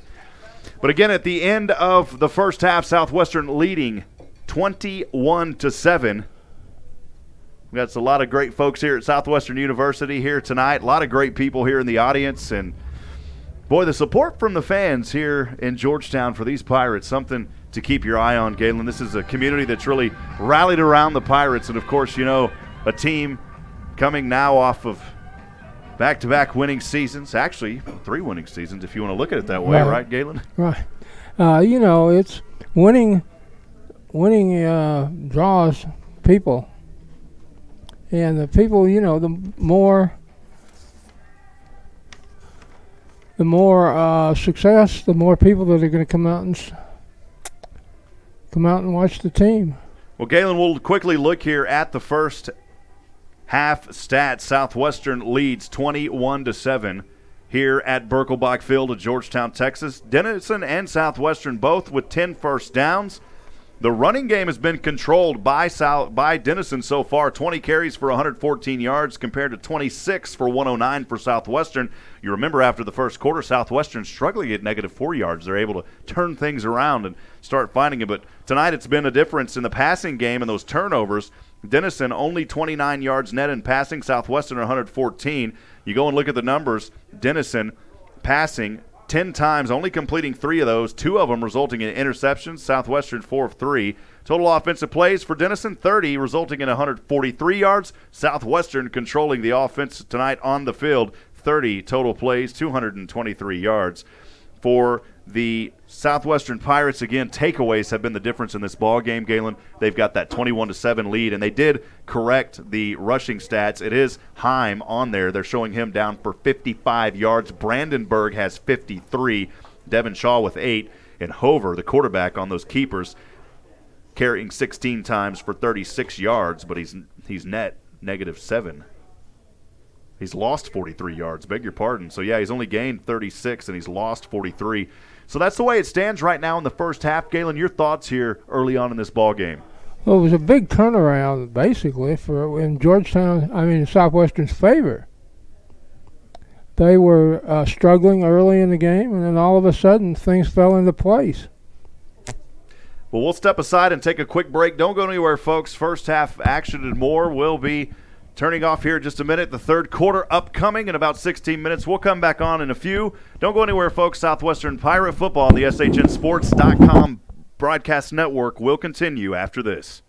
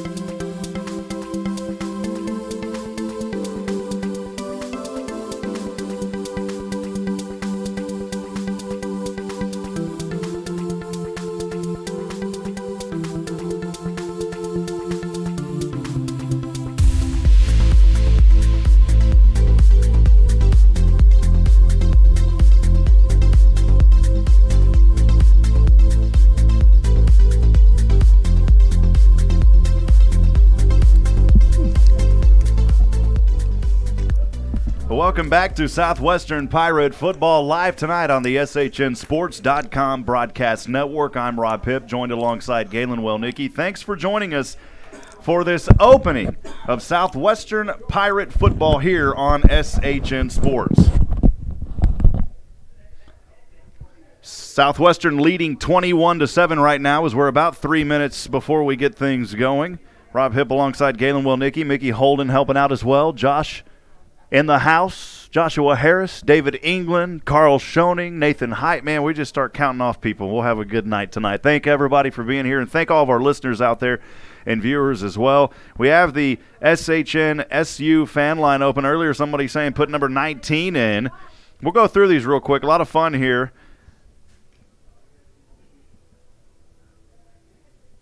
And got a message here that a name pronunciation will work that out. You know, we get pronunciations from the school, so we just go with what we get. So I believe the correct name for the quarterback is Gabley. So sorry about that if that was incorrect to our faithful listeners out there as well. Special hello to Alante Shines from Jasmine Gonzalez. Thanks for watching us tonight. Folks from Pittsburgh, Pennsylvania saying go Big Red. Appreciate the Denison fans listening in as well and watching us. Great broadcast. Lots of us tuned in from Columbus, Ohio. Man, there is a lot of fans from Denison, of course, not able to make the trip. Go Denison, go Canaan Gable, from Big Sis, Adrienne, and Gabley. Again, I beg your pardon, our last name is Gabley, so the Gabley family, I will get that correct. I was just going on the pronunciation sheet that I had, and that is a rookie mistake. So the Gabley family, we got you, and we will take care of that. So thank you to the fine folks in Denison for joining us tonight here on this live stream as well. A few other folks listening in, cheering on Frederick Hover from Morgan City, Louisiana. And finally this afternoon or this evening, freshman cheerleader mom and dad watching in from Rhode Island. So we appreciate everybody. Kanan Gabley, the quarterback out there. And again, I've got that right now, so thank you, and I apologize to the Gabley family. That's why we do this. See, we love having the interaction. That's what we do here on SHN. We bring a unique perspective that you don't get from a lot of broadcasts, and we want you to be as much of a part of this as we are up here in the booth. If you've got a special shout-out or a text you'd like to send in, feel free to send us a text message. The SHN Southwestern Pirate fan line is open, and it's also open to the friends in Denison. Feel free to text us, 512-522-9105. Again, that is 512-522-9105. Thanks for joining us tonight as we're about to get started here. Galen, a first half that started out great for Denison, but things have slowed down. Southwestern is coming alive here, leading 21-7. It was a great turnaround. And with both the offenses and defenses for Southwestern really picking up.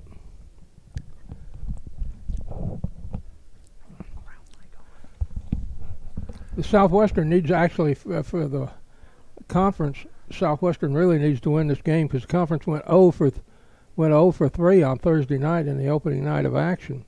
Trinity beat McMurray, Southwestern's next opponent, 44-0.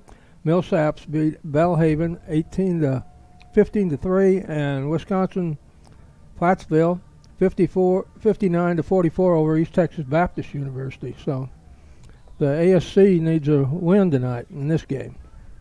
Well, Denison, of course, from the North Atlantic Conference. We appreciate them as well. And, again, all the folks back in Columbus listening and not able to make the journey here to Georgetown, Texas. But, Galen, I'm going to tell you what, there is quite a few fans that did make that long journey from Ohio right across from us, and the Southwestern fans here as well, so we're excited about it. Southwestern will kick this one off to start things, Galen, here in this third quarter as we're about to get underway. You know, one thing with games like this, these intersectional games like this, a large portion of, a sizable portion of your following like to make these trips, especially when you're coming to a touristy place like Austin, the Austin area, and a place like that. The people like to come see. It's an ideal thing. A lot of colleges, they make room on some of their airplane. If it's a charter flight, on their charter flight, they sell extra spots to their fans. And we've had the kickoff, and it went into the end zone and was flubbed a little bit, so they'll be coming out to the 25 to Or are we going to kick it? Nope, it's coming up at 25. The second half at their Now own they'll bring it up to the 25-yard 25-yard line on that kickoff. It is underway here. Denison will start things over. Gabley, the quarterback, Caden Gabley. And again, if you've got a message you'd like to send to us, we'd love to hear from you. The fan line is open, 512-522-9105. All the Southwestern fans and also those of the Big Red. Just underway here, third quarter, 1st and 10. Gabley from his own 25 in shotgun. Trips down, one receiver up top. Gabley going to have it here on the keeper in between the hash marks, finding daylight as he plows his way forward. A 7-yard gain on first down to the 32-yard line in between the hash marks. With the 7-yard gain on play, Hernandez with the shoestring tackle.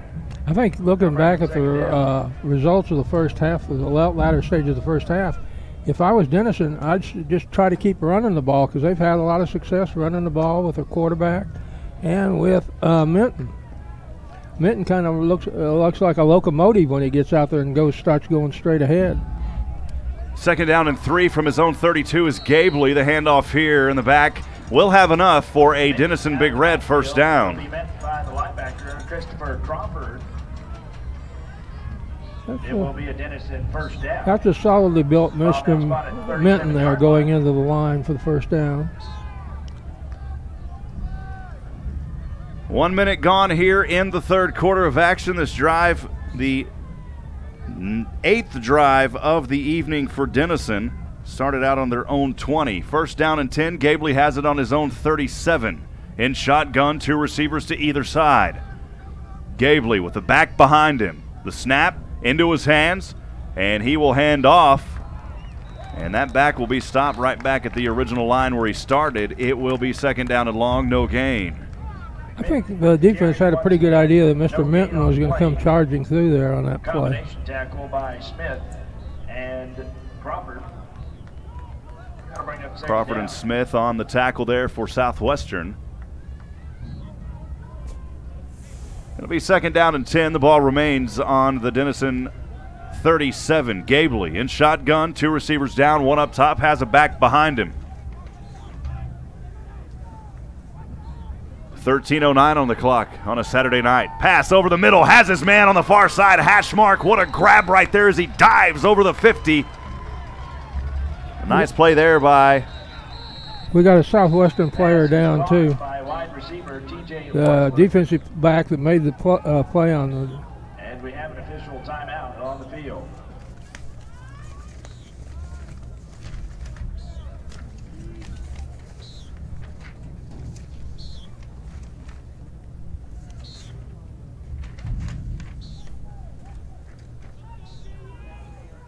That was TJ Ausler moments ago on that catch.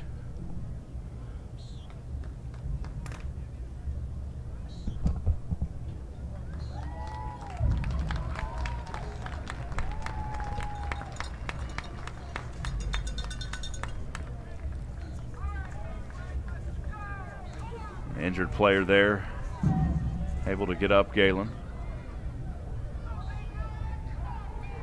That was Mr. Hernandez, who's made the 2 big picks.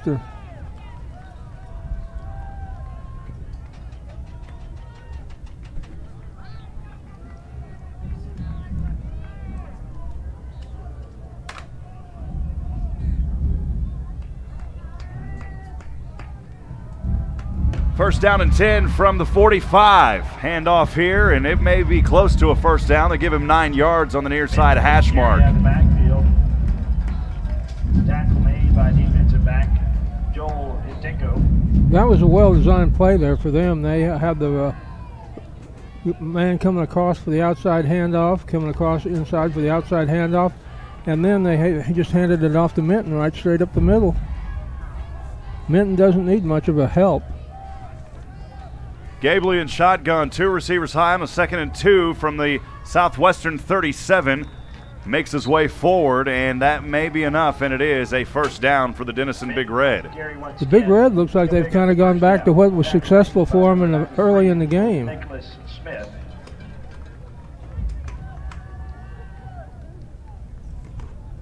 Well, it's been working earlier tonight for them, and so far here, they're able to start this drive impressively. They started out on their own 20-yard line. 11:40 to go. Southwestern leads 21-7. Gable and company for the Big Red on a 1st down and 10 from the Pirate 39 here in the 3rd quarter. Gable with 2 backs behind him, steps back, good protection. Now it collapses, throws this one in too far in front of his intended receiver there on the far side around the 30-yard line. That pass will be incomplete. He had 2 Southwestern defenders coming down on top of him there, and he had to hustle it a little bit. He's 2nd down and a long 10 with 11:25 to go here in the 3rd. Again, thanks for joining us, Southwestern Pirate football. Got a text message earlier from a fan. Roll Denny. 2nd down and 10 from the 39 of the Pirates. In shotgun, Gable. A delayed handoff to his back. And he will bring that ball up between the hash marks near the 1st down and be brought down at the 26.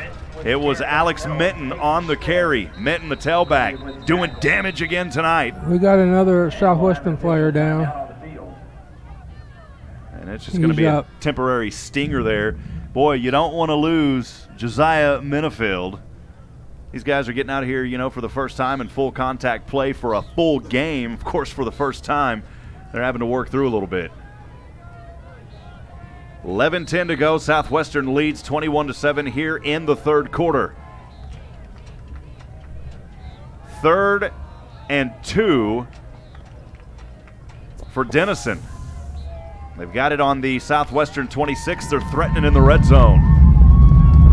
That's how we say it in Texas. They're threatening. They're threatening. Gable shotgun. Triplets down this time on the near side. 1 Lone Ranger up top. Has a back behind him.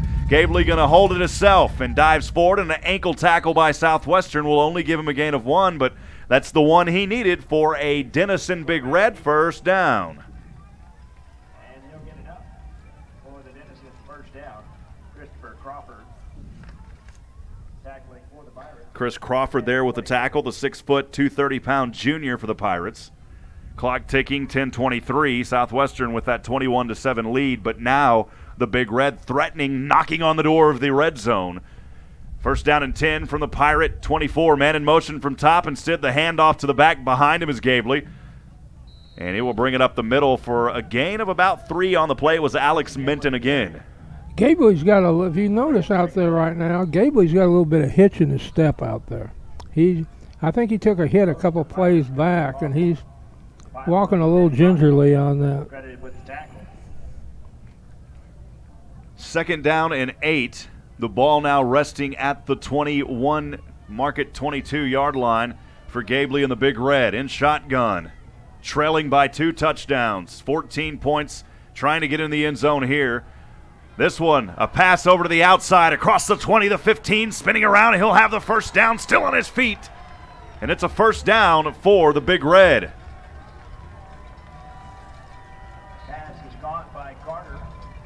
Good catch there by David Carter, the senior wide receiver on that far side. 14-yard line. And that'll be a Denison 1st down. So Denison picks up the 1st down. They're inside the red zone now on the Pirate 14, trailing 21-7 with 9:14 to go. Snap back, Gable hands off to his back, has room across the 5, but he's ankle tackled before he can get across. A nice play there by the Big Red.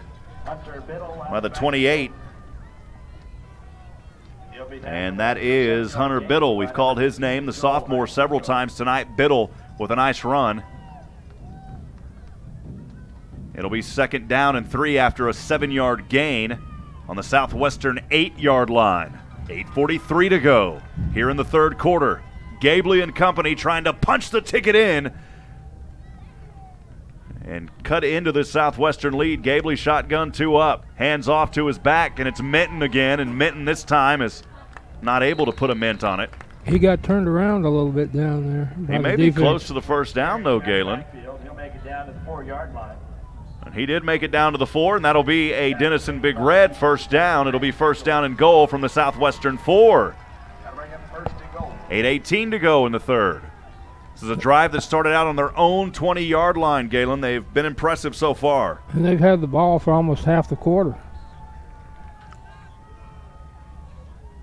Gabley shotgun, 2 receivers up high, 1 all alone is AJ down. Or beg your pardon, it's not AJ. I forgot his name down there. We'll get it later. Pitch back, has his man, diving in, touchdown, a 4-yard touchdown run on the play by none other than Alex Minton. Touchdown, Denison.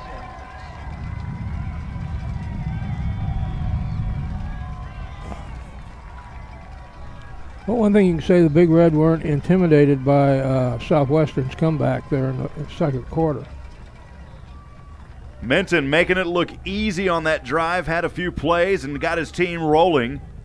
And able to punch that one in and takes it down to temporarily an 8-point deficit pending the point after. Kick is up and on its way, and the extra point appears to be good, and the officials say yes, it is good. And it is a Southwestern 21, Denison 14. Southwestern holding on to that 7-point lead with 7:54 to go here in the third quarter. We'll keep it right here, Galen. This is could be a big possession for Southwestern coming up to see if they can maintain the momentum in the game. Well, that was the 8th possession of the evening for Denison. Southwestern will be on their 9th possession when they get this ball back. The Pirates have got to find a way to hold on to their momentum here as they're leading by 7. It's a game that started out with Denison leading 7-0, and Southwestern 21 unanswered until a few moments ago. Denison finally did answer, so you can't say 21 unanswered anymore, Galen. No, you can't. Oh, you could say it, but it wouldn't be accurate. Wouldn't be accurate.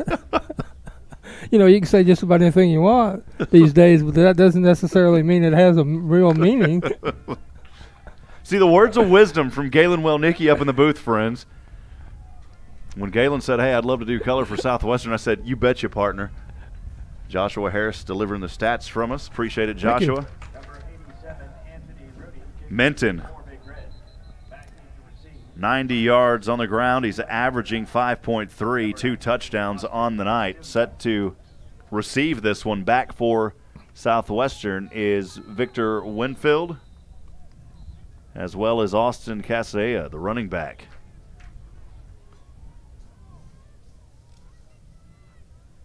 Kick here for Denison is up and on its way from left to right. And it will settle in the hands, and this will be returnable across the 30. He goes now on the far side, across the 40, fighting through defenders, angling out of bounds near the 50. A great return there by Casalea. You know, you can take a return like that almost at any time and not be too disappointed with it. He was well set up. He had an idea where he wanted to go, and he executed it. Got out to the 45-yard line. Castilia making it look easy out there. 7:46 to go, third quarter. Southwestern with the ball, trying to protect a 7-point lead, 21-14. First down and 10 on their own 45 as well. They'll start things off.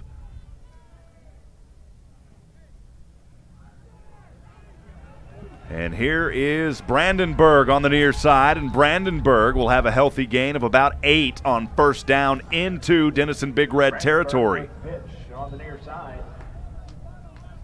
The 9th possession of the night for Southwestern.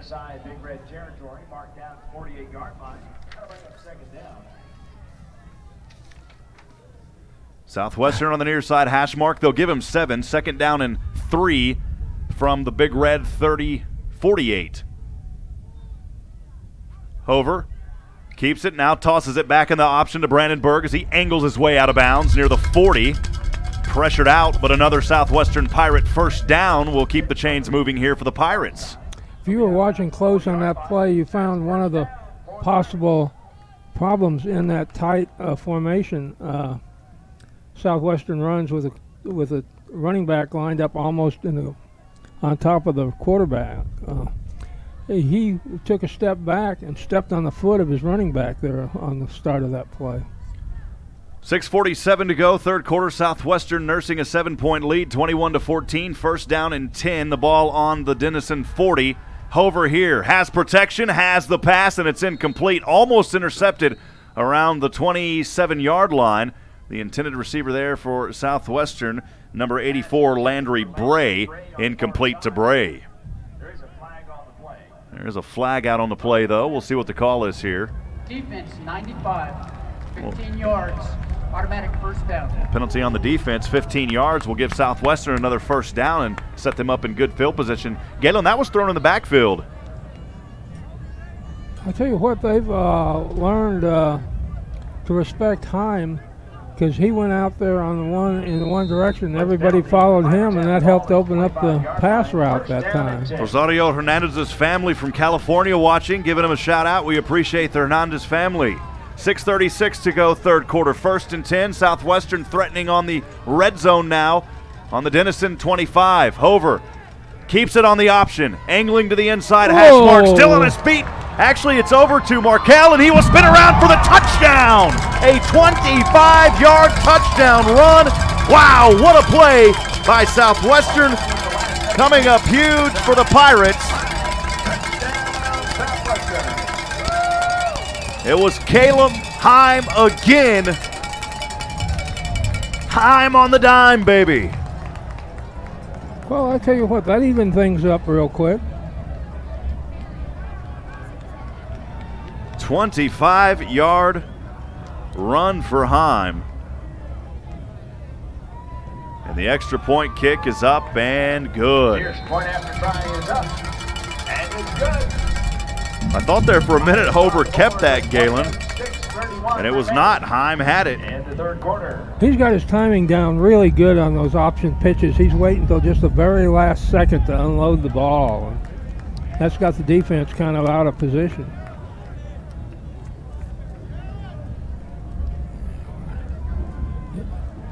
They're all saying we're going to take old Fred down, and all of a sudden Fred gets rid of the ball. And hey, we're sitting here with an empty Fred. Sitting here with an empty Fred. Did you say empty thread? Fred. Empty Fred. I like it, Galen. There you go, man. 6:31 to go here in the third quarter. Southwestern extends their lead back by 14. 28-14 the score. The Pirates, Fred Hover and Heim. Heim already made his case for player of the game, but this one's far from over, folks. But you're talking about a guy who has came out here and showed a performance. We were talking to some folks at halftime and said, where did this sophomore come from? Well, wherever he came from, we know now that he is putting on a clinic tonight here early in the season. Heim has done a great job. He's a sophomore from Venus High School in Alvarado. Back deep for Big I think that Red. goes appropriate from Venus. Where did he come from? He came from Venus, man. Number 28. A Venusian out here on the field. Venus is a little satellite town outside of Alvarado. Kick up and on the way here, fielded at the 2-yard line on the near side hash mark. The returnman, number 28, brings it across the 25. He is upended on there. Boy, he's going to be filling that tomorrow was Hunter Biddle. We've called Hunter's name several times tonight, but there, he is going to be filling that tomorrow morning. He better not be Hunter Brittle instead of Hunter Biddle. Biddle out to 25. Biddle will have that. By Austin Castilla. Brings it up to the 25-yard line, and that's where they'll start off here. The Denison Red on their 9th possession of this evening. Their last possession started out on their own 20. They drove it down 80 yards, capped off by a 4-yard touchdown run at the 7:54 mark. Here on 1st down and 10 from their own 25. I believe that was not Minton. That went into Up into short gain on the play. 2nd down. it was the keeper on the play, and it was from Cannon Gabley. They went back to identifying him wrong again. 2nd down and 8 from their own 27 is Denison, trailing 28-14. Gabley in shotgun, 2 receivers stacked to either side, has his back behind him. Man in motion from bottom to top, instead hands off to his back.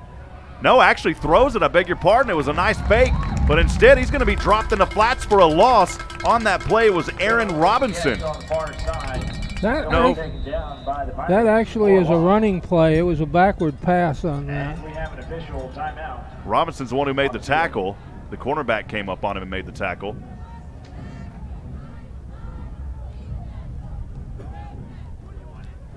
A little bit of time here, 5:34 to go. And it was Biddle, the one on the reception there. We'll get into rhythm, Galen. We need to play that. This is the rhythm of the night. Come on, Galen. Galen, that's a song Galen wrote back in the day. What, about 1820?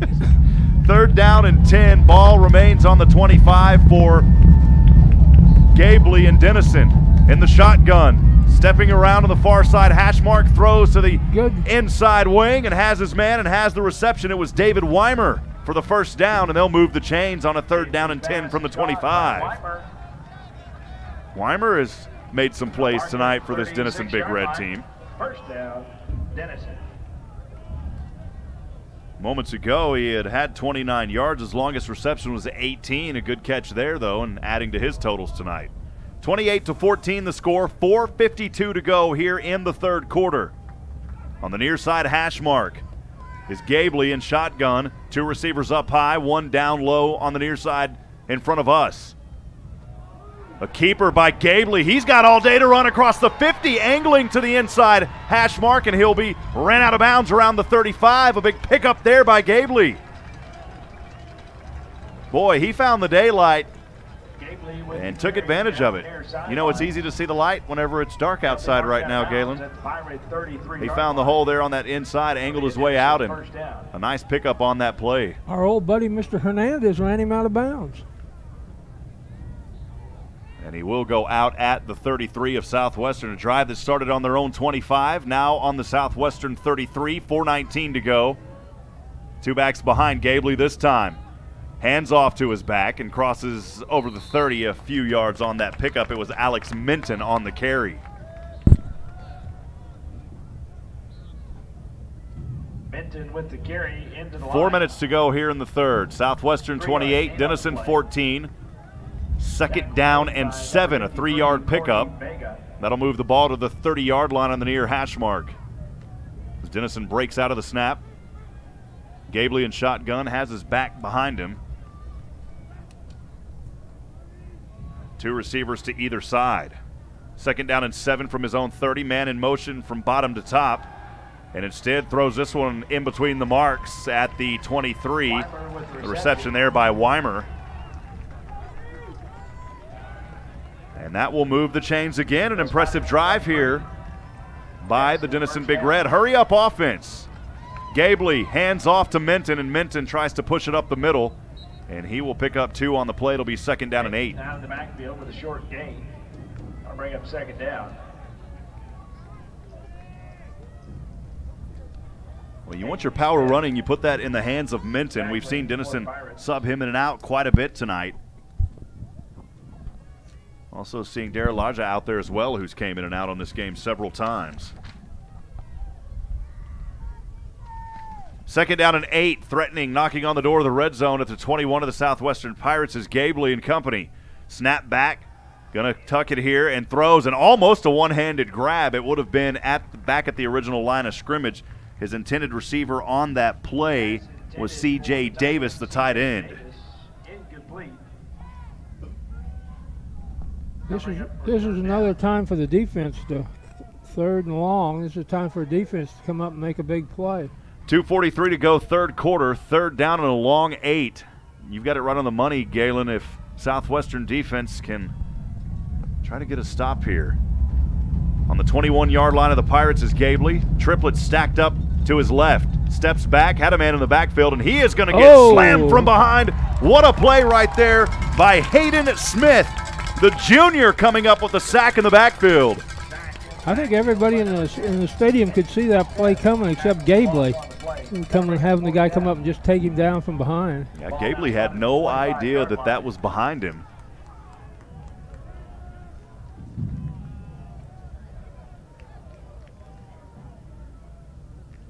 Fourth and 12. Christopher Crawford makes his way back onto the fields for the Pirates as Jules Williams heads back. Jules Williams heads over. 2:08, 4th and 12. Denison going to go for it here on the Pirate 25. Gabley in shotgun. Gets the snap, 3 up top. Gabley has the protection. It breaks down and he's sacked. Great job by the Pirates again. It was number 42, Garrett Womack, the junior.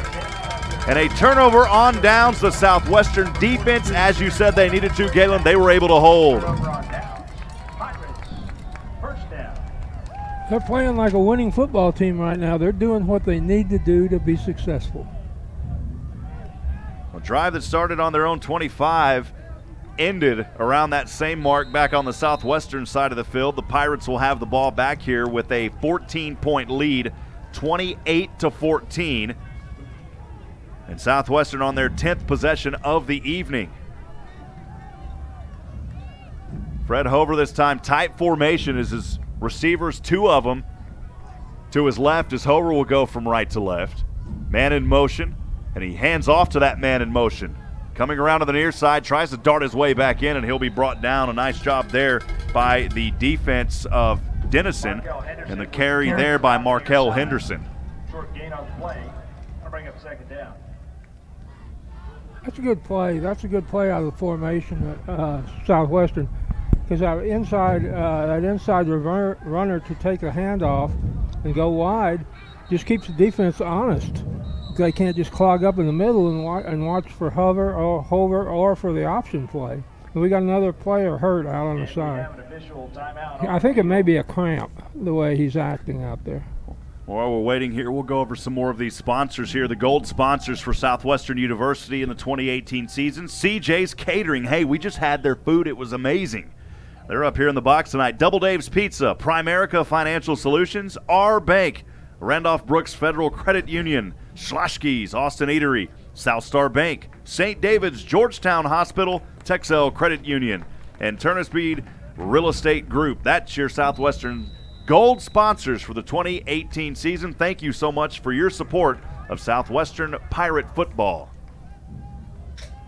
A program in its 6th year under Coach Joe Austin, had to rebuild the program. They hadn't played since the 50s. Red McCombs helping out in a big way to get it going. The alumni from Southwestern.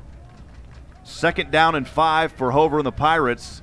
They've got it on their own 29 with under a minute to play here in the 3rd. As Brandenburg lines up in a formation, and it will get the pitch back to Brandenburg. As he goes to the outside, Brandenburg lowers his right shoulder, and he'll be brought down around the 35, and that's a Southwestern Pirate 1st down.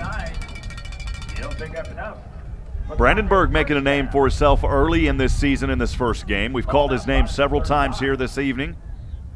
They're doing a good job of mixing up the plays and the directions.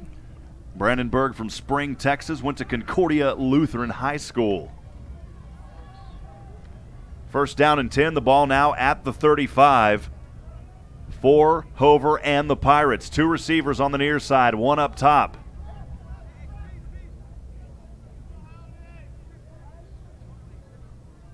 "17 seconds. They're letting the clock run all the way down to 1 on the play clock. Hover darts through, throws this one up into the air. Has his man, has him at the 30. What a catch! On the near side, coming down with the ball was Anthony Stevens. Anthony Stevens, everyone making a name tonight. That's the way you come down with the ball. I was about to say, as the clock runs out, that is the way you end the 3rd quarter of play. If you're a Pirates fan, you're loving what you're seeing here tonight. 28-14. Don't go anywhere, folks. Southwestern Pirate football will continue in the 4th quarter in just a few moments.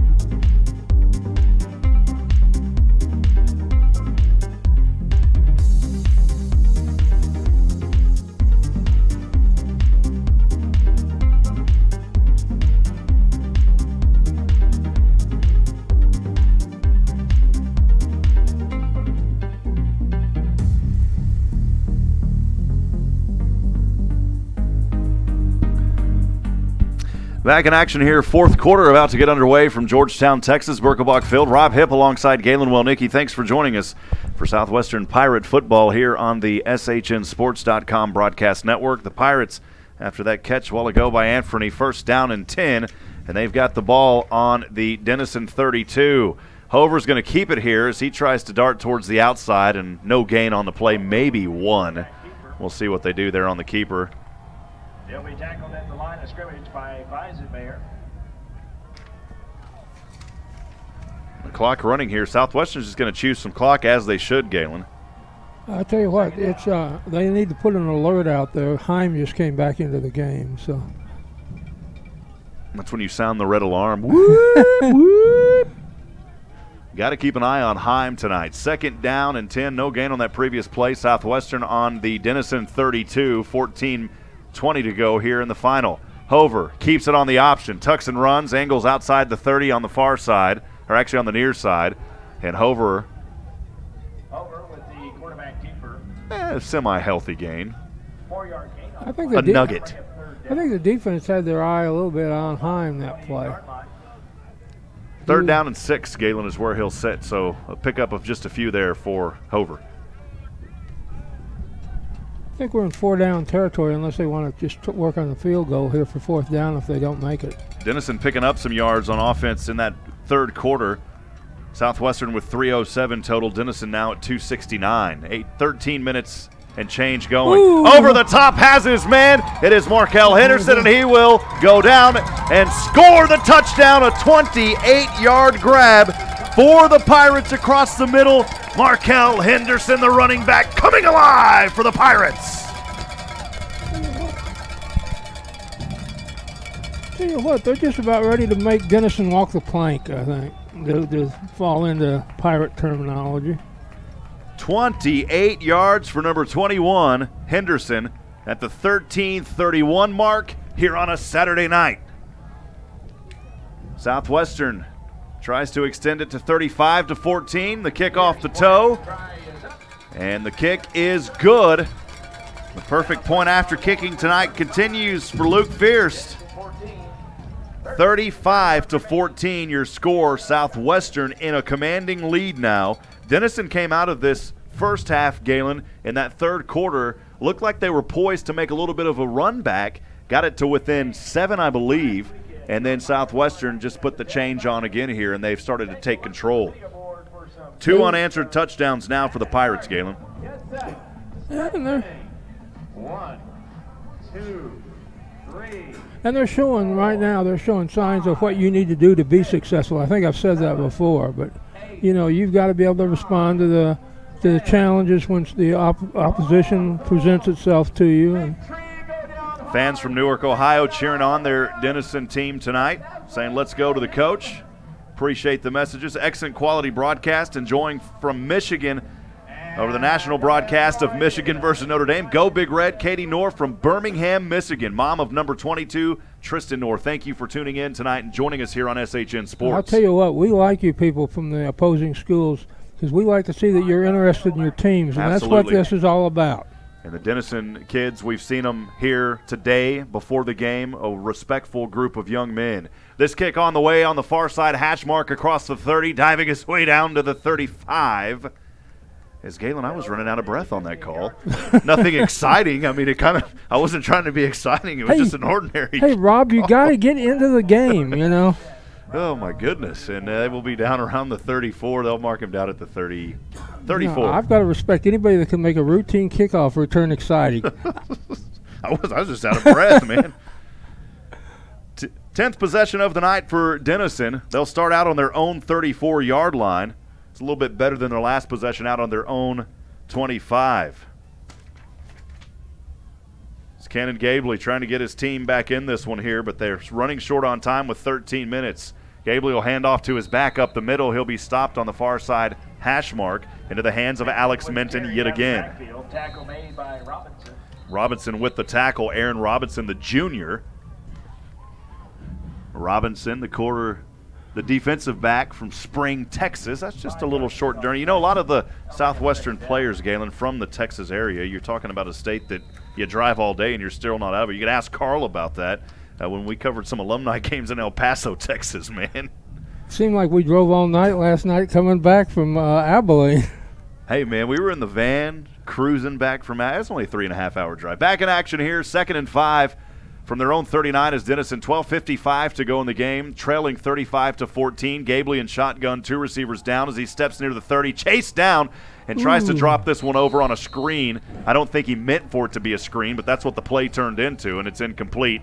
I believe that was into the direction of number 29, I believe is who it was to, if I'm not mistaken, and that would have been Cody Farley, the running back. If I'm correct in assuming this, I think he's working without his number 1 weapon in Minton, because I think Minton went off the field a couple plays ago. He got kind of maybe nicked a little bit and went off the field. 3rd and 5 from his own 39. Gabley, shotgun as it's been most of the night, and now a possible false start. And I believe that's going to be the call. The Pirates defensive line was saying, hey, he moved, and that is. So a 3rd and 5 will turn into a 3rd and 10. It'll move the ball backwards to the 34-yard line for the Denison Big Red. Big shout out to Coach Butler coming all the way from the Appalachian Mountains. Hey, can you bring some of that cool weather down for us, please? It's 100, it's been 103, 104. We need some cool weather, Galen. Yeah, we've had over, we get the Waco, where I live in Temple, we get the Waco weather report, and they're now over 55 days, I think, this summer with 100-plus temperatures. Another whistle here. I think they're trying to get some things situated out there on the field. It's 3rd and 10 from the 34 is where Denison is. The officials trying to work through things. And they did. They wanted to add a few seconds back, 10 seconds, to 12:45 is now on the clock. 12:45 on the clock. 35-14, Denison trailing 3rd and 10. They've got the ball on their own 34. Gabley tries to push through the pocket as it collapsed on him, and he could have been sacked, but he picks up a couple on the play, and boy, that Pirate defense staying strong, forcing another punt here in this ball game.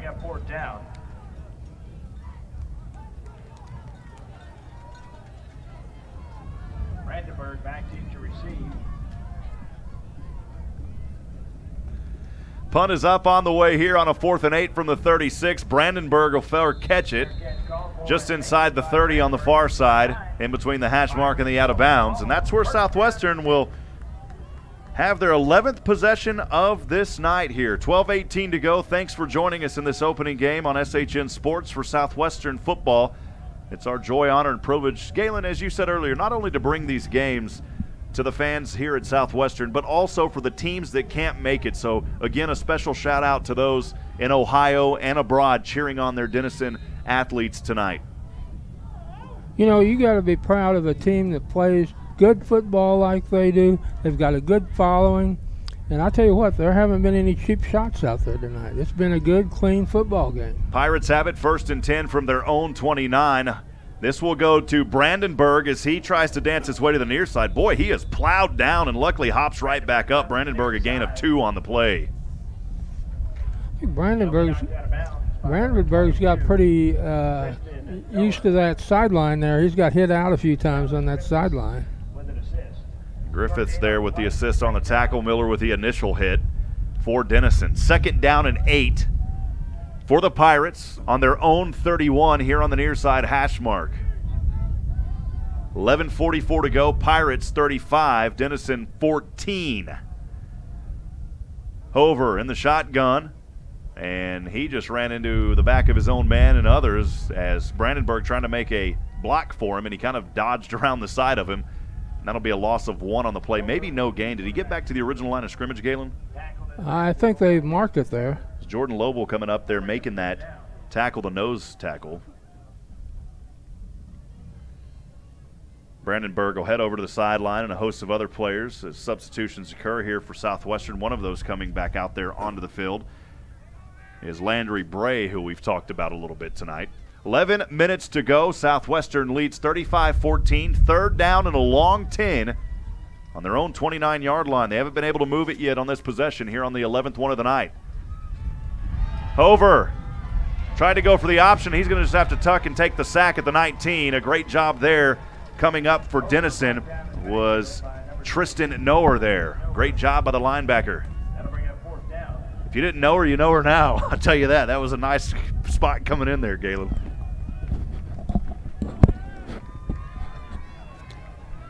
on fourth down, Southwestern, of course, going to have to punt this one away. I'll tell you what, that Denison defense is not giving up on this game. They're playing hard.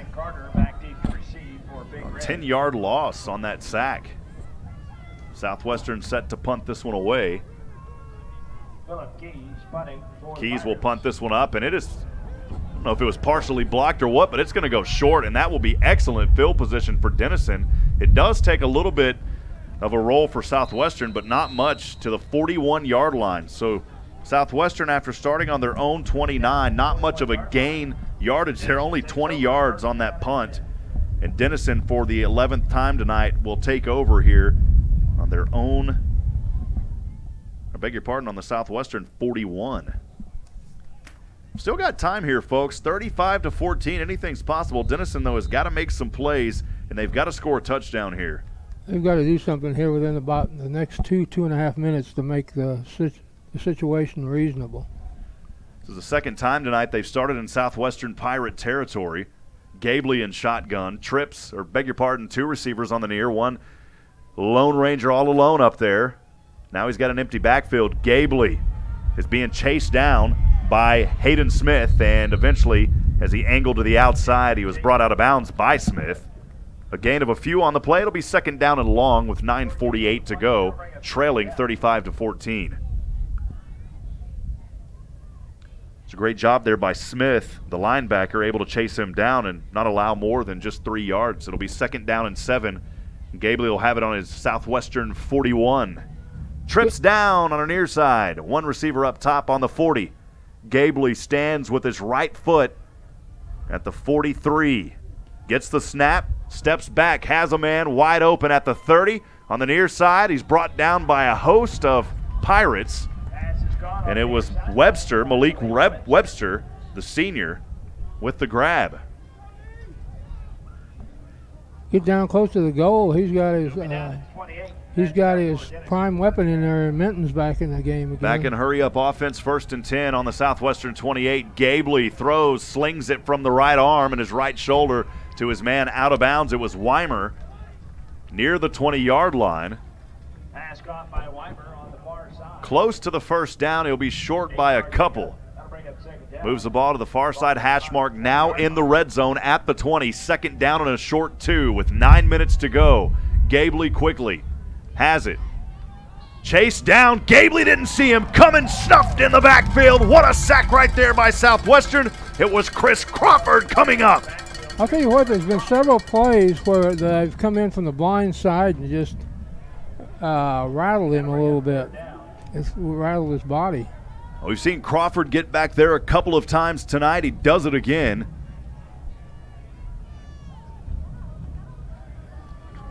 Making an impact on defense. You know, the defensive coaches happy with what they're seeing tonight. It's 3rd and 11 from the Southwestern 29. Gabley back behind him, looking to pass. In the pocket, throws it as he's hit, has his man at the 10 in between the marks. What a grab on that play by David Weimer. Boy, give Gabley credit on that play, Galen, as he was hit as he threw that one. We're talking about he just slingshotted that pass right into the hands of Weimer. And I don't think Coach is too happy with what they're seeing here on this drive. Southwestern going to call a timeout. That's their first timeout of the second half. We'll take a quick break as well as Southwestern leads 35-14, 8:09 to go. We'll be right back in a few moments here on SH. First Texas Bank.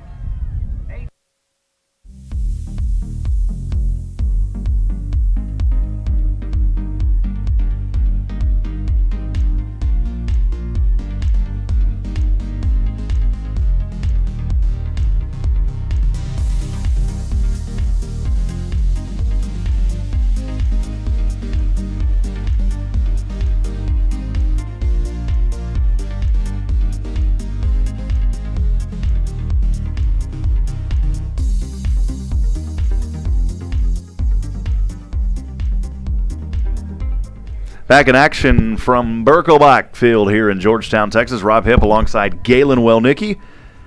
Ed and Lynn DeZente from Prior Lake, Minnesota, wishing their son-in-law, Coach Kriesel, and the Pirates a big win. Thanks for joining us tonight. as well. Back in action. First down and 10 from the Southwestern 11.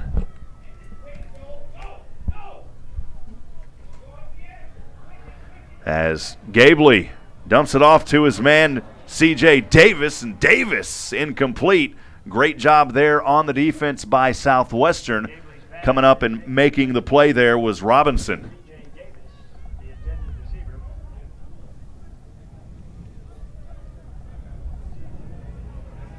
.804 to go. Clock stopped on that incomplete pass. Southwestern leads 35-14. Second down and 10 for Denison on the Southwestern 11. Slowing things down a little bit as they have time now after that incomplete pass. Gabley in shotgun. Has his back behind him, 2 receivers up. Gabley dancing around the 18, and he's sacked in the back again. This time it's coming off of the hands of Hayden Smith, the linebacker on the other side. I think he's going to be looking over his shoulder quite a bit for the next couple of days. On a third down and 10, Smith says, "Oof." That's just what he says, Ken. Oof. Oof. That's it. Or maybe ouch. I think both of them. Not just the quarterback, Gabley, but Smith, as he flew through there, he may have a little bruise in the morning as well. The ball goes all the way back to the 19-yard line. Third down and 18 for Denison. Gabley in shotgun, trips up top to the right. Clock running at 7:20 here in this game. Southwestern shows blitz. They hit Gabley, but the pass is still complete at the 10-yard line, right up the middle on that play. A great catch there by Carter. That'll bring up 4th down. The ball spotted at the 10-yard line. 4th and 9. Of course, Denison going to have to go for it here. They are on the 10-yard line, though, as the crowd noise starting to get a little louder here at Birkelbach. Starting to get real loud here at Birkelbach. 4th and 9. Gabley, show the pressure thrown, corner touchdown, yes? Yes, it is. Wow, as he angled his way inside on the grab, it was Carter again who had the reception moments ago, and now he had the touchdown on that corner, a 19-yard snag out of the air.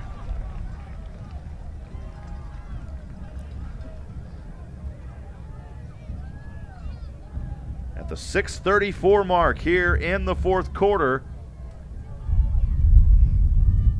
finally answering some points here after trailing 35-14. And the point after kick by Denison is up, and it is good. Everybody's been perfect tonight in their kicking game. 35-21 the score. We'll keep things right here as Southwestern will move to their 12th possession in just a few moments. Galen, wanted to give a hello to our friends out there that continue to listen tonight. Blast from the past. Hello to my good friend Mark Butler, the Denison coach.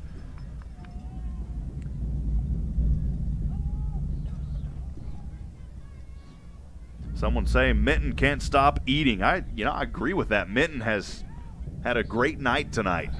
Saying roll Denny.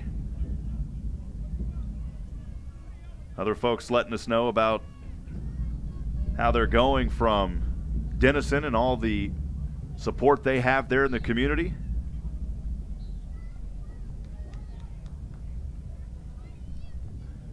Well, you got plenty of support because many texts we're getting from their people up there tonight. Kanan Gable with an impressive drive for his team moments ago.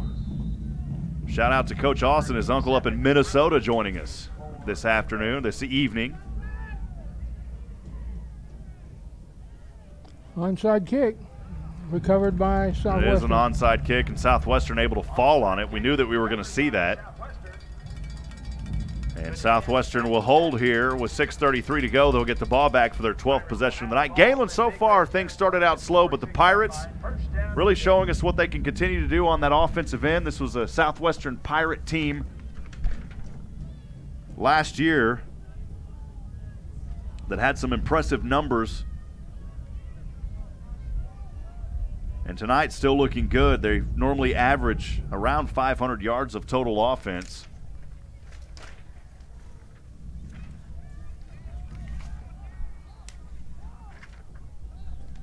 Southwestern here, first down and 10 on the 46, and this time Hover will be stopped in the backfield for a loss. Will Brady with tackle for Big Red on the quarterback, Hover.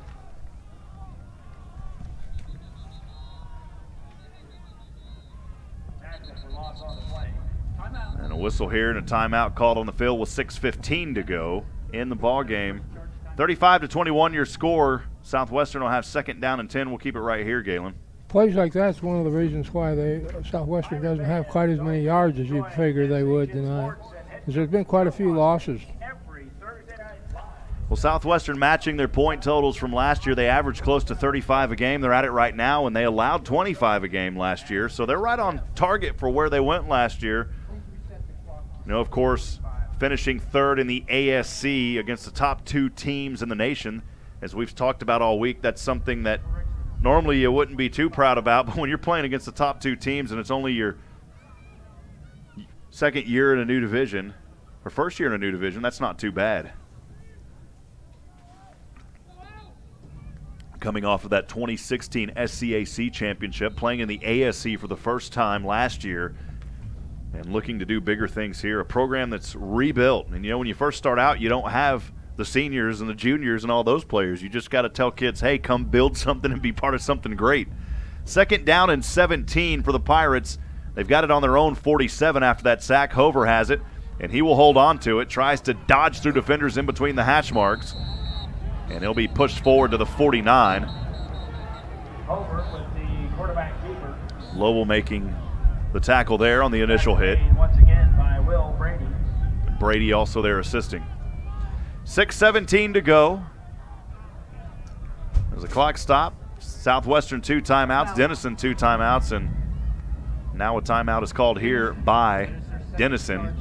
They have 1 left. We'll keep things right here, Galen. 6:17 to go. 3rd and 17 will be coming up for the Southwestern Pirates. So far, a team that is, as I said moments ago, just to play the record again, right on target for where they were at last year as far as their numbers that they're allowing on offense and defense, Some of the Galen. local sponsors of Pirate football are Minuteman Press.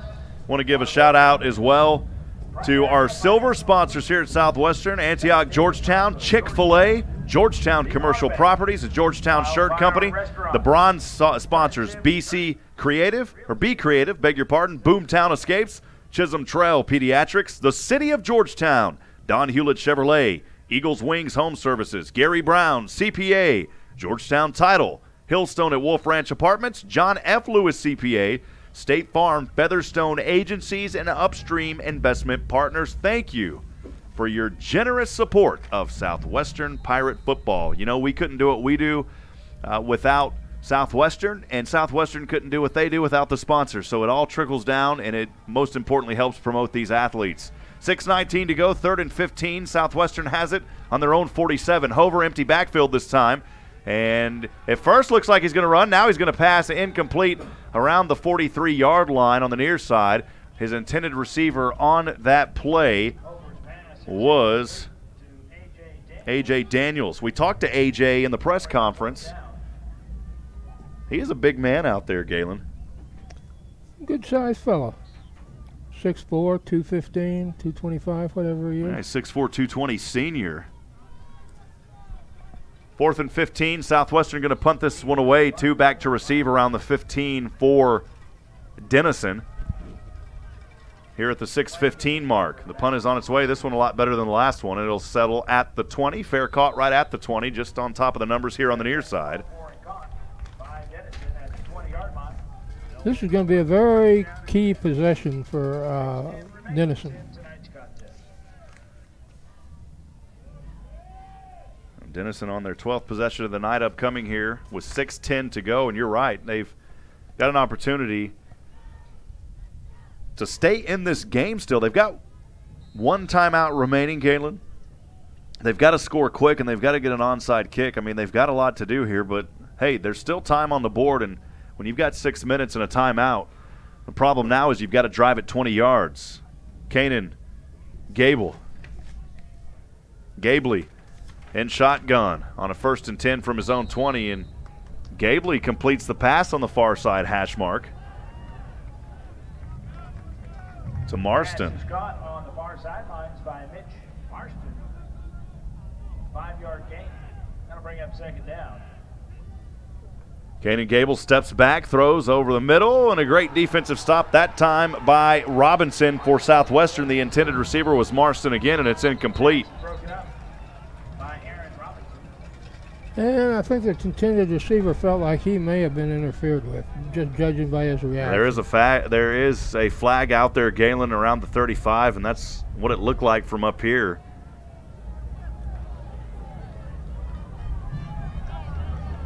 Pass interference. Defense 3. 15 yards from the spot. It was a good read there by Robinson. He got there just a split second too early. It's kind of one of those plays that could go either way, really, but Robinson just got there really quickly. Again, you give him another half second, and that may have been just a nice breakup. 1st and 10 from the 37 now is Gabley on his side of the field on the far hash mark, moving from right to left. 5:46 to go. Denison trails 35-21. Gabley has good protection, throws, hits his man at the 50 out of bounds, and it's a complete pass and a first down. And what's important about that, Galen, not only is it a complete pass to the 50, but you go out of bounds. A good job there by Ausler. Ausler making another grab tonight. We've called his name earlier in this ball game. Unfortunately for Southwestern, Denison's moving the ball down the field a little bit too fast. TJ Ausler from Baltimore, Maryland. Another whistle here at the 5:31 mark. The ball is in Southwestern territory now at the 49. I believe the Denison coaching staff wanting to talk a few things over here and asking the officials and side judge of exactly what's going on. 5:31 again to go in this ball game opener here in 2018. NCAA Division III football. Thanks for joining us on SHN Sports, our debut broadcast and Southwestern's debut of the 2018 season. Rob Hipp with Galen Wellnicki. It's been a pleasure and an honor to bring you this game tonight here on SHN. 5:20 to go, clock ticking. 1st down and 10 on the Southwestern 49 is Gabley. He's got pressure coming. Gabley moved out of it, throws it over the midfield, has his man able to hold on to it at the 15 into the hands of Marston. Marston coming alive for the Denison Big Red baby. 5:11 to go. 1st down and 10 in the red zone at the 16. Pressure again and again, making a complete pass at the 11. This one into the hands of Weimer. Weimer with Gench at the 11. Man, Gabley is performing well under pressure here in these final moments, Galen. He's been hit several times and completed big passes on a 2nd down and 4 from the 11. In the corner, end zone, up, no good, incomplete. Diving up for it was Marston. That'll stop the clock on a 3rd and 4, Galen. I think there's another thing we've proven tonight. There's no quit in this kid. He in fact, in that team, they just keep going and going and going. Nobody's convinced them that they've lost. Mark Butler getting a shout out from the Newark Water Department. How many know it takes good people in the utilities and the water department?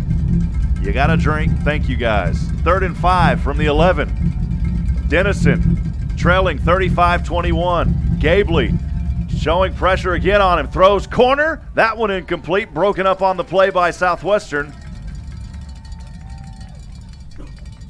The intended receiver was Carter.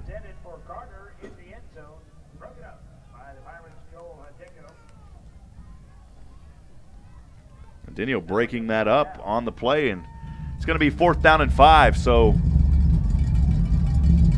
Denison has got to convert here, Galen, with 4:42 to go, trailing 35-21. Gabley shotgun, trips up top, one receiver down to the left.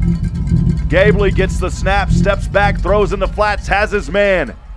And his man that we've called all night is Minton, and Minton close to the 1st down. He may have been stopped short.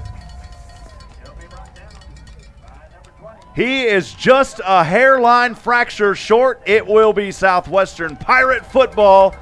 Wow, what a job by the Pirates defense here, holding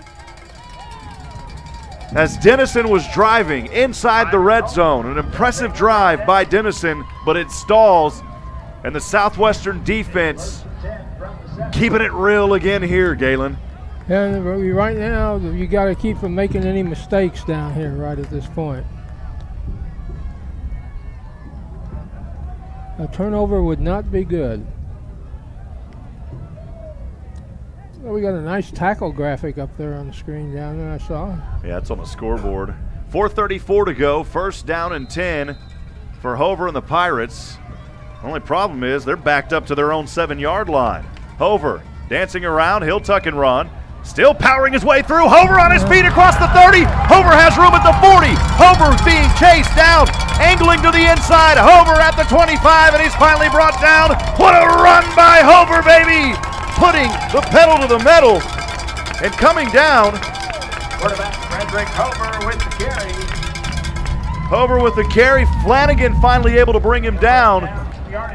Wow, what a run on the keeper by Hover. He won't be finishing the night in negative figures rushing. We knew Hover would break out eventually. I was talking to some folks up here at Southwestern earlier. They said, you're getting excited on every Hover play. We love it. Well, now that was one to really get excited about, Galen. That was. Hover advances his team with the 4-minute mark to the 23-yard line of Denison. Empty backfield, and he's going to call the second timeout for Southwestern. They've got one remaining, as does Denison.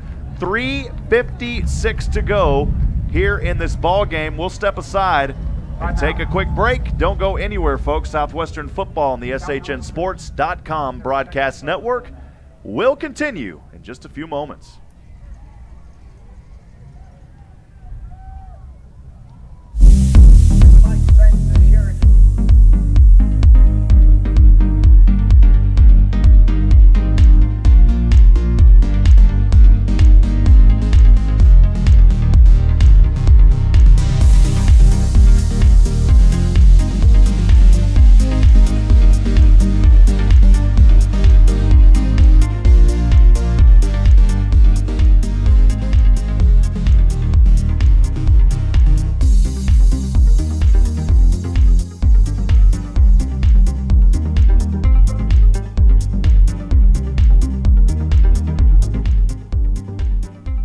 First down and 10 for the Pirates on the Denison 23. The ball carrier here, Hover on the keeper again. He will move it in the red zone to the 19. It's a drive that started out on his own 7-yard line. But Hover able to push him forward here. 3:37 to go. Southwestern leads 35-21. They want to go 1-0, and they're well on their way now, Galen. Very definitely. I like that, very definitely. Yeah. You just got to say things simple. That's why I like you, Galen. It's just simple, very definitely. Just, you know, when you're a simple mind, when you have a simple mind, you do things like that. On a second down and 6 from his own 19, Hover, the ball carrier again on the keeper. He'll pick up another yard or two on the play. It'll be third down and manageable. 3 minutes to go, clock ticking here in the final chapter of this ball game. You know, in this situation, he doesn't have to be Houdini. He just has to run the clock, and the best way to run the clock is not let the ball out of your hands. If you can gain your positive yardage and not let the ball out of your hands, you're doing exactly what your team needs. Southwestern taking time here, of course, letting the play clock run down. It's at 10 right now. The game clock at 2:39 and ticking. Third down and 4. They've got it on the Denison 17-yard line. Hover all alone in the backfield. Look for him to do much of the same as he's been doing. Getting behind his line, pushing his way forward.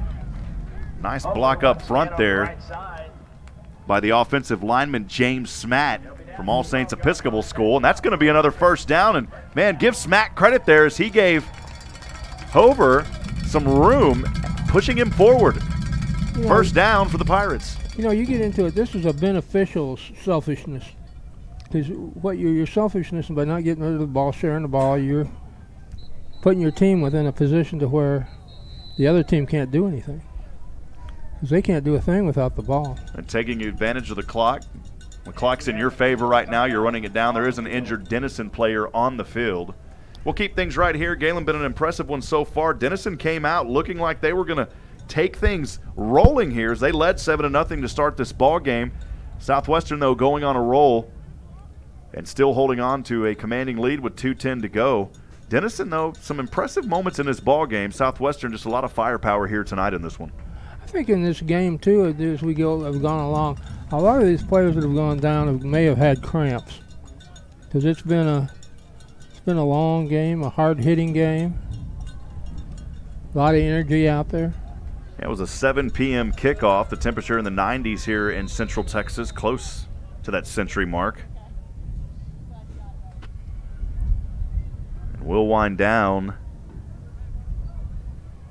under 2 minutes now as we continue to roll. Of course, no 2-minute warning here in college football.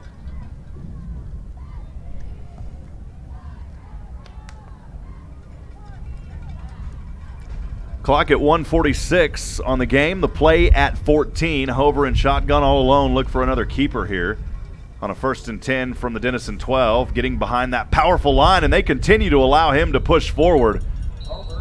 I've been very impressed with the Southwestern front line tonight. It's allowing Hover to keep it quite a bit. You know, in the first part of the game, both sides, you know, you kind of questioned the play of the two lines, Southwestern lines. But I'll tell you, as the game's gone along, they've established themselves. A 3rd and final timeout called by Denison. Galen, we'll keep things right here. We appreciate all of our fans that have been joining us here throughout the night. We'll get to one more here. Shout out to Gabe Utsticks all the way, Georgetown, Texas. Appreciate all the listeners out there, and it's been our joy and privilege to bring you Southwestern football tonight here on SHN Sports. Stay with us after this broadcast, as we will talk to Coach Joe Austin up here in the booth along with some players of the game. We'll have that information and more at the end of this one. So just when it's over, don't go anywhere, folks, because we've still got a lot to talk about. We'll break this one down. Thank you for your support. We appreciate Blake Nicholson from Minuteman Press. He's also our gold sponsor on SHN in the high school level, doing a lot for Southwestern as well. They prepared the backdrop for us for the coaches show. We appreciate Blake Nicholson. Ty Gibson from Minuteman Press said he couldn't be here, but the coverage is exceptional. Appreciate you, Blake, and appreciate everybody being with us here on our inaugural broadcast of college football. You know, I always love the first one, Galen, because things are just always going to get better. Right. And I say that in a very humble way. Very thankful because, as we've talked about, it's a privilege to be here. It's not a right to be here. It's not a right to be at this facility. It's a privilege, and we take that very seriously, and we're thankful for it. 2nd down and 5 from the 8-yard line is Hover and the Pirates. Hover going to get behind his line again. He finds an angle on the near side, and Hover trying to backwards his way in as he backpedals near a 1st down. They'll mark him down at the 3. Keeper over the right side. And Galen, he was just a yard short. Eric Trends there making the stop on the near side. I don't think he wanted to stop the clock. I think he wanted to stay in bounds. And He'll be marked down at 4-yard line. I think he wants to punch it in for one more touchdown. I mean, they got the opportunity here. It's 3rd down and a short 2 from the 4-yard line. Trends I beg your pardon, if Hover gets another run like that, that's going to be a touchdown. They're not lining up in any sort of victory formation. Hover will get it here, and Hover will dance his way in. A 4-yard touchdown run by Hover behind his offensive line. The Pirates putting it on tonight here at Birkelbach in the home debut opener of this 2018 NCAA Division III football contest. Wow. On their 13th possession of the night, Hover with a 4-yard touchdown run at the 43-second mark extends the Southwestern lead temporarily 41-21, pending the point after kick. It's up on its way, and it is good. you know, if you were going to pick a player for the second half, you'd almost have to throw Hover into the mix. Pirates on the board with 42. 42-21 your score. Thanks for staying with us here on SHN Sports. The Southwestern Pirates, big shout out to all of our crew as well. Mickey Holden helping us out up here tonight from Leander, Texas. So there's a guy I know, and he always said, I'm from Austin, Texas. Mickey Holden doing a great job. Carl Schoening, my business partner, couldn't make SHN possible without the S in SHN. Appreciate Carl Schoening. Joshua Harris from the Oak Ridge Disciple House doing a lot here in Georgetown, supporting the Pirates as well. We appreciate Joshua, Nathan Height, David England, and last but not least, Mr. Galen Wellnicki, the legend of Georgetown. even though you need to move here, Galen. I tell you what. And Chuck Cracy down there on the field. I didn't forget about you, Chuck. Chuck's been working hard down there tonight. You know, we in the games to come, we'll have the crowd mic fully working. Just a little testing going on here tonight. We want to bring you the most dynamic and comprehensive coverage here in Division III. You know, a lot of the smaller schools, it's hard to get a big production, but that's what we try to do here for the Southwestern Pirates team and the visitors. The kick's on its way, fielded at the 5-yard line on the far side hash mark. Running back to the inside across the G logo at the 30, still on his feet, and finally brought down around the 35-yard line. Coming up, making the tackle there for Southwestern. A nice tackle from the back. That may have been Yusuf Sham. I believe it was. But Yusuf Sham. 44. And Jay Banco on the return. 36 seconds to go, friends. Denison will have their 13th possession of the night. They've got no timeouts remaining.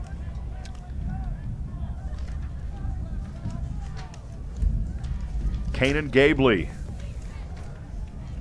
looking good tonight for Denison, but just not enough firepower for the Big Red, as this series will be tied up at 1 game apiece. Now a flag flying, a delay of game. Getting a little windy down there on the field here at Birkelbach. Delay of game, 14, defense. Yeah, Galen, we got to get you to move to Georgetown. Well, you know, if the tax rates were a little different, I would probably be. You know, I could pay $7,000 for taxes here, or $1,400 in Bell County. Hey, but you on know, the same piece of property. I think everything evens out. You know, we're here in Georgetown. We're blessed with such wonderful assets, and I know it gets tough sometimes, but we're lucky to be here. 1st and 15 on the 28. Gabley hands off to his back. The clock running at 31. Southwestern. I think that's their other quarterback. I think they've got their other quarterback in now, number 14. They do. That's exactly right. It's Brad Baldinger out there now. Thank you, Galen. Brad Baldinger for the Denison Big Red. Baldinger, a 6-foot, 185-pound quarterback from Massapequa, New York. That's one of those words and towns you just kind of slur it together real quick and hope it comes out right. We are down 1, and that will be the final tick. Southwestern opens the 2018 NCAA Division III season with a win over the Denison Big Red District. Well, not district, conference play starts next week. 42-21 is your final score tonight here from Birkelbach. Don't go anywhere, folks. We'll step aside and take a quick break. Southwestern Pirate football post-game with Coach Joe Austin and players of the game will continue in a few moments. We'll be right back here in just a few moments.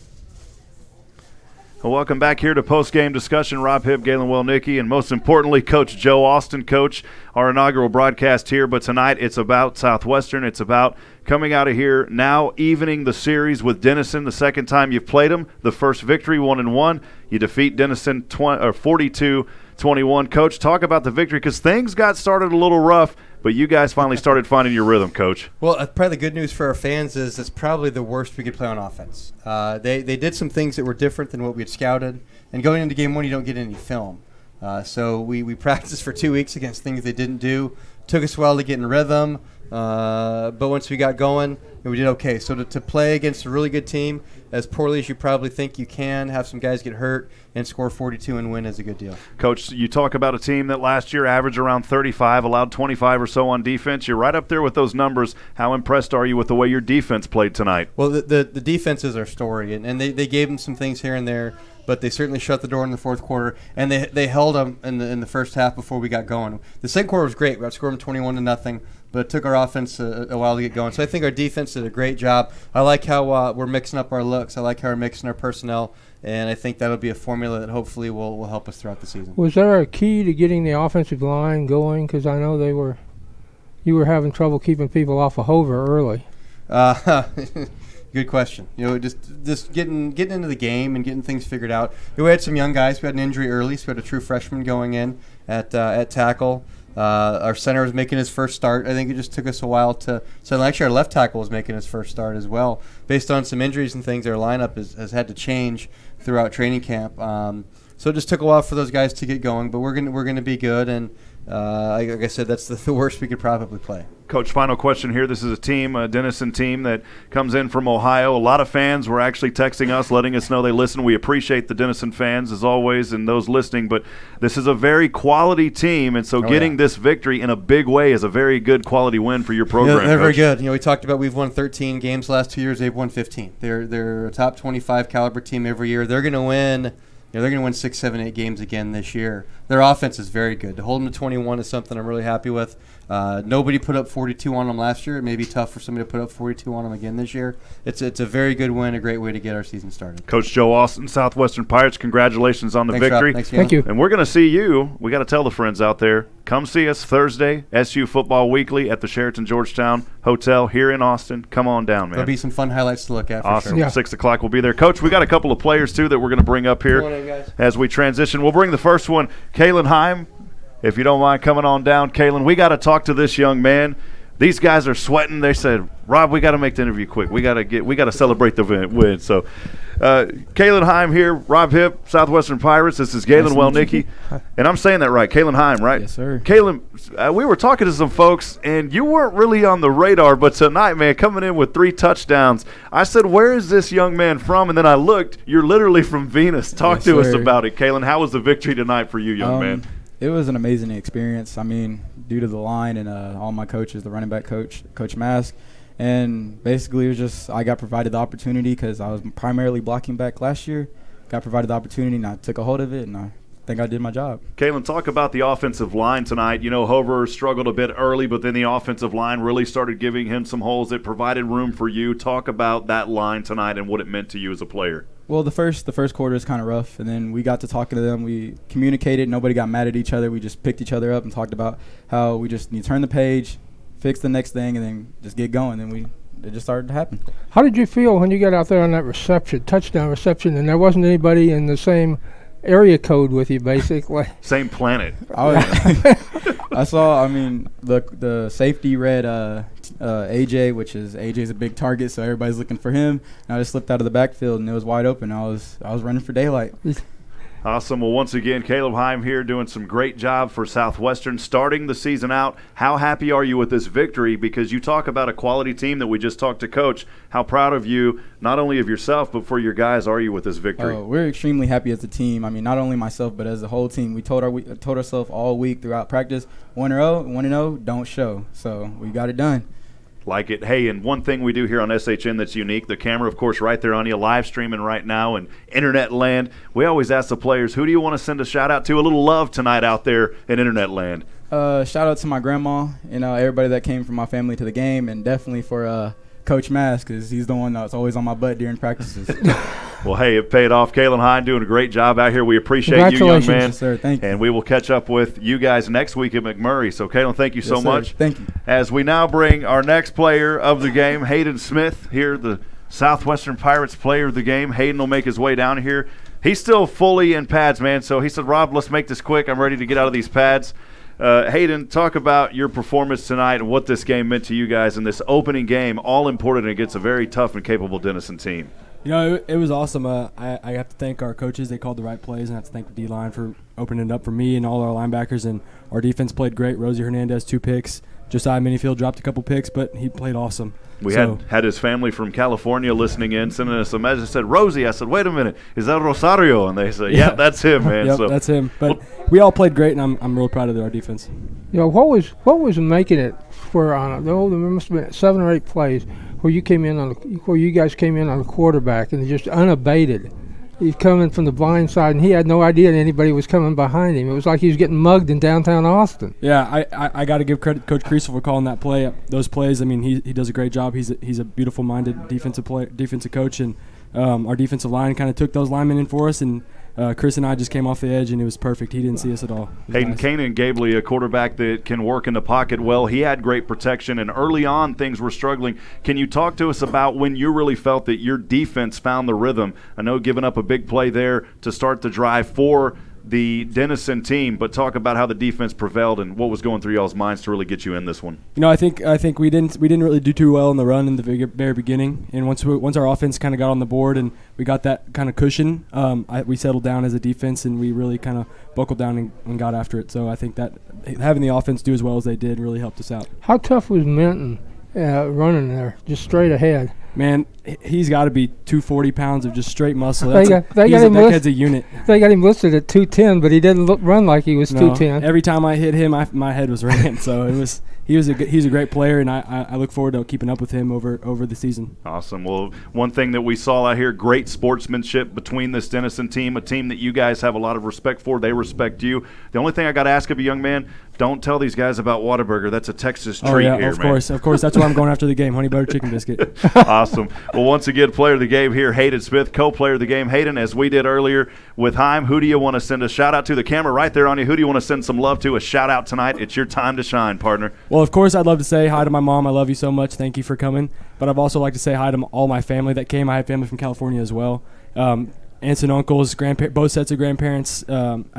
I had like 15 people today at the game being able to watch me. So to be able to be co-player of the game is awesome, and I want to thank them for coming, and I want to thank my teammates and my coaches for allowing me to do what I can do. So you got it, young man. It's part of what we do here is to help bring these games to the family. So, again, Hayden, we appreciate you. Great game out there. We will catch up with you to McMurray as, conference play starting next week. Oh, yeah, I'm excited. Thank you very much. Awesome. We'll keep things right here for just a second. You can go ahead and head back. We appreciate listening there to Hayden Smith and Galen Heim. Congratulations, young men, on the win again. Galen, as we finish up this broadcast here tonight, a Southwestern team that started out a little rusty, as did we up here in the broadcast booth. I'm just going to be transparent. My first college broadcast, so excited to be up here covering high school for many years, learning from the best in the business, with Carl Schoening, one of my best friends, teaching me the ropes. And then from the legend, Galen Wellnicki of Georgetown, who doesn't even live here, and he's the legend. Galen, what was this game like to you, and what does it mean to be part of this Southwestern team? Well, I'm glad you asked that question, because I'll tell you what. I appreciate Division III football. I would rather go pay $12 to see a Division III football game or Division II game than go pay $500 to see a playoff game, a Division I playoff game. These guys are playing because they want to play football. They're good students, and that's what college is about. College is for students. It's not for pro teams. It's not a farm team for pro teams. Yeah. Well, Galen, he always tells it how it is. You're going to get the bottom line with Galen Wellnicki all season here on SHN as we continue to work with Southwestern, bring these games to you, and also the visiting teams. Galen, looking forward to McMurray. We'll talk about the coaches show that's coming up on Wednesday or Thursday. That's what we say in Texas, Thursday. So come on down to the Austin Sheridan Georgetown right here in Georgetown, Texas. We'll talk to Coach Austin. We'll break down some clips. We'll break down some of those crazy calls. We can't wait. We may even find a few things in there that says, Coach, what's up with this? Because he told us, he said, I'll answer whatever you've got. Galen? Well, I'll tell you one thing. I'm going to already start working on Nathan to stop at a certain restaurant in Brownwood on the way back to Abilene. There you go. That cobbler is calling to me right now. Well, friends, as always, it's our true honor, blessing, and privilege to be able to bring you football here on the SHNSports.com broadcast network, and now here in NCAA Division III for all of our SHN family, as we call the folks that work with us. They don't work for us, they work with us. We couldn't do it, especially with the people behind the scenes. Mr. David England, Nathan Height, Mickey Holden, Joshua Harris here in the house tonight, Carl Schoening, Nathan Height. And last but not least, I got you, Chuck Cracy. We'll have more of Chuck as the season goes on. As I end every broadcast, remember, friends, we're not strong enough alone to make it on our own. We need each other. Provide a word of encouragement. Lend a hand of support. Somebody out there tonight needs you. Until next time, we'll catch up with you. Southwestern football right here on SHN Sports. Good night and happy Labor Day, everyone.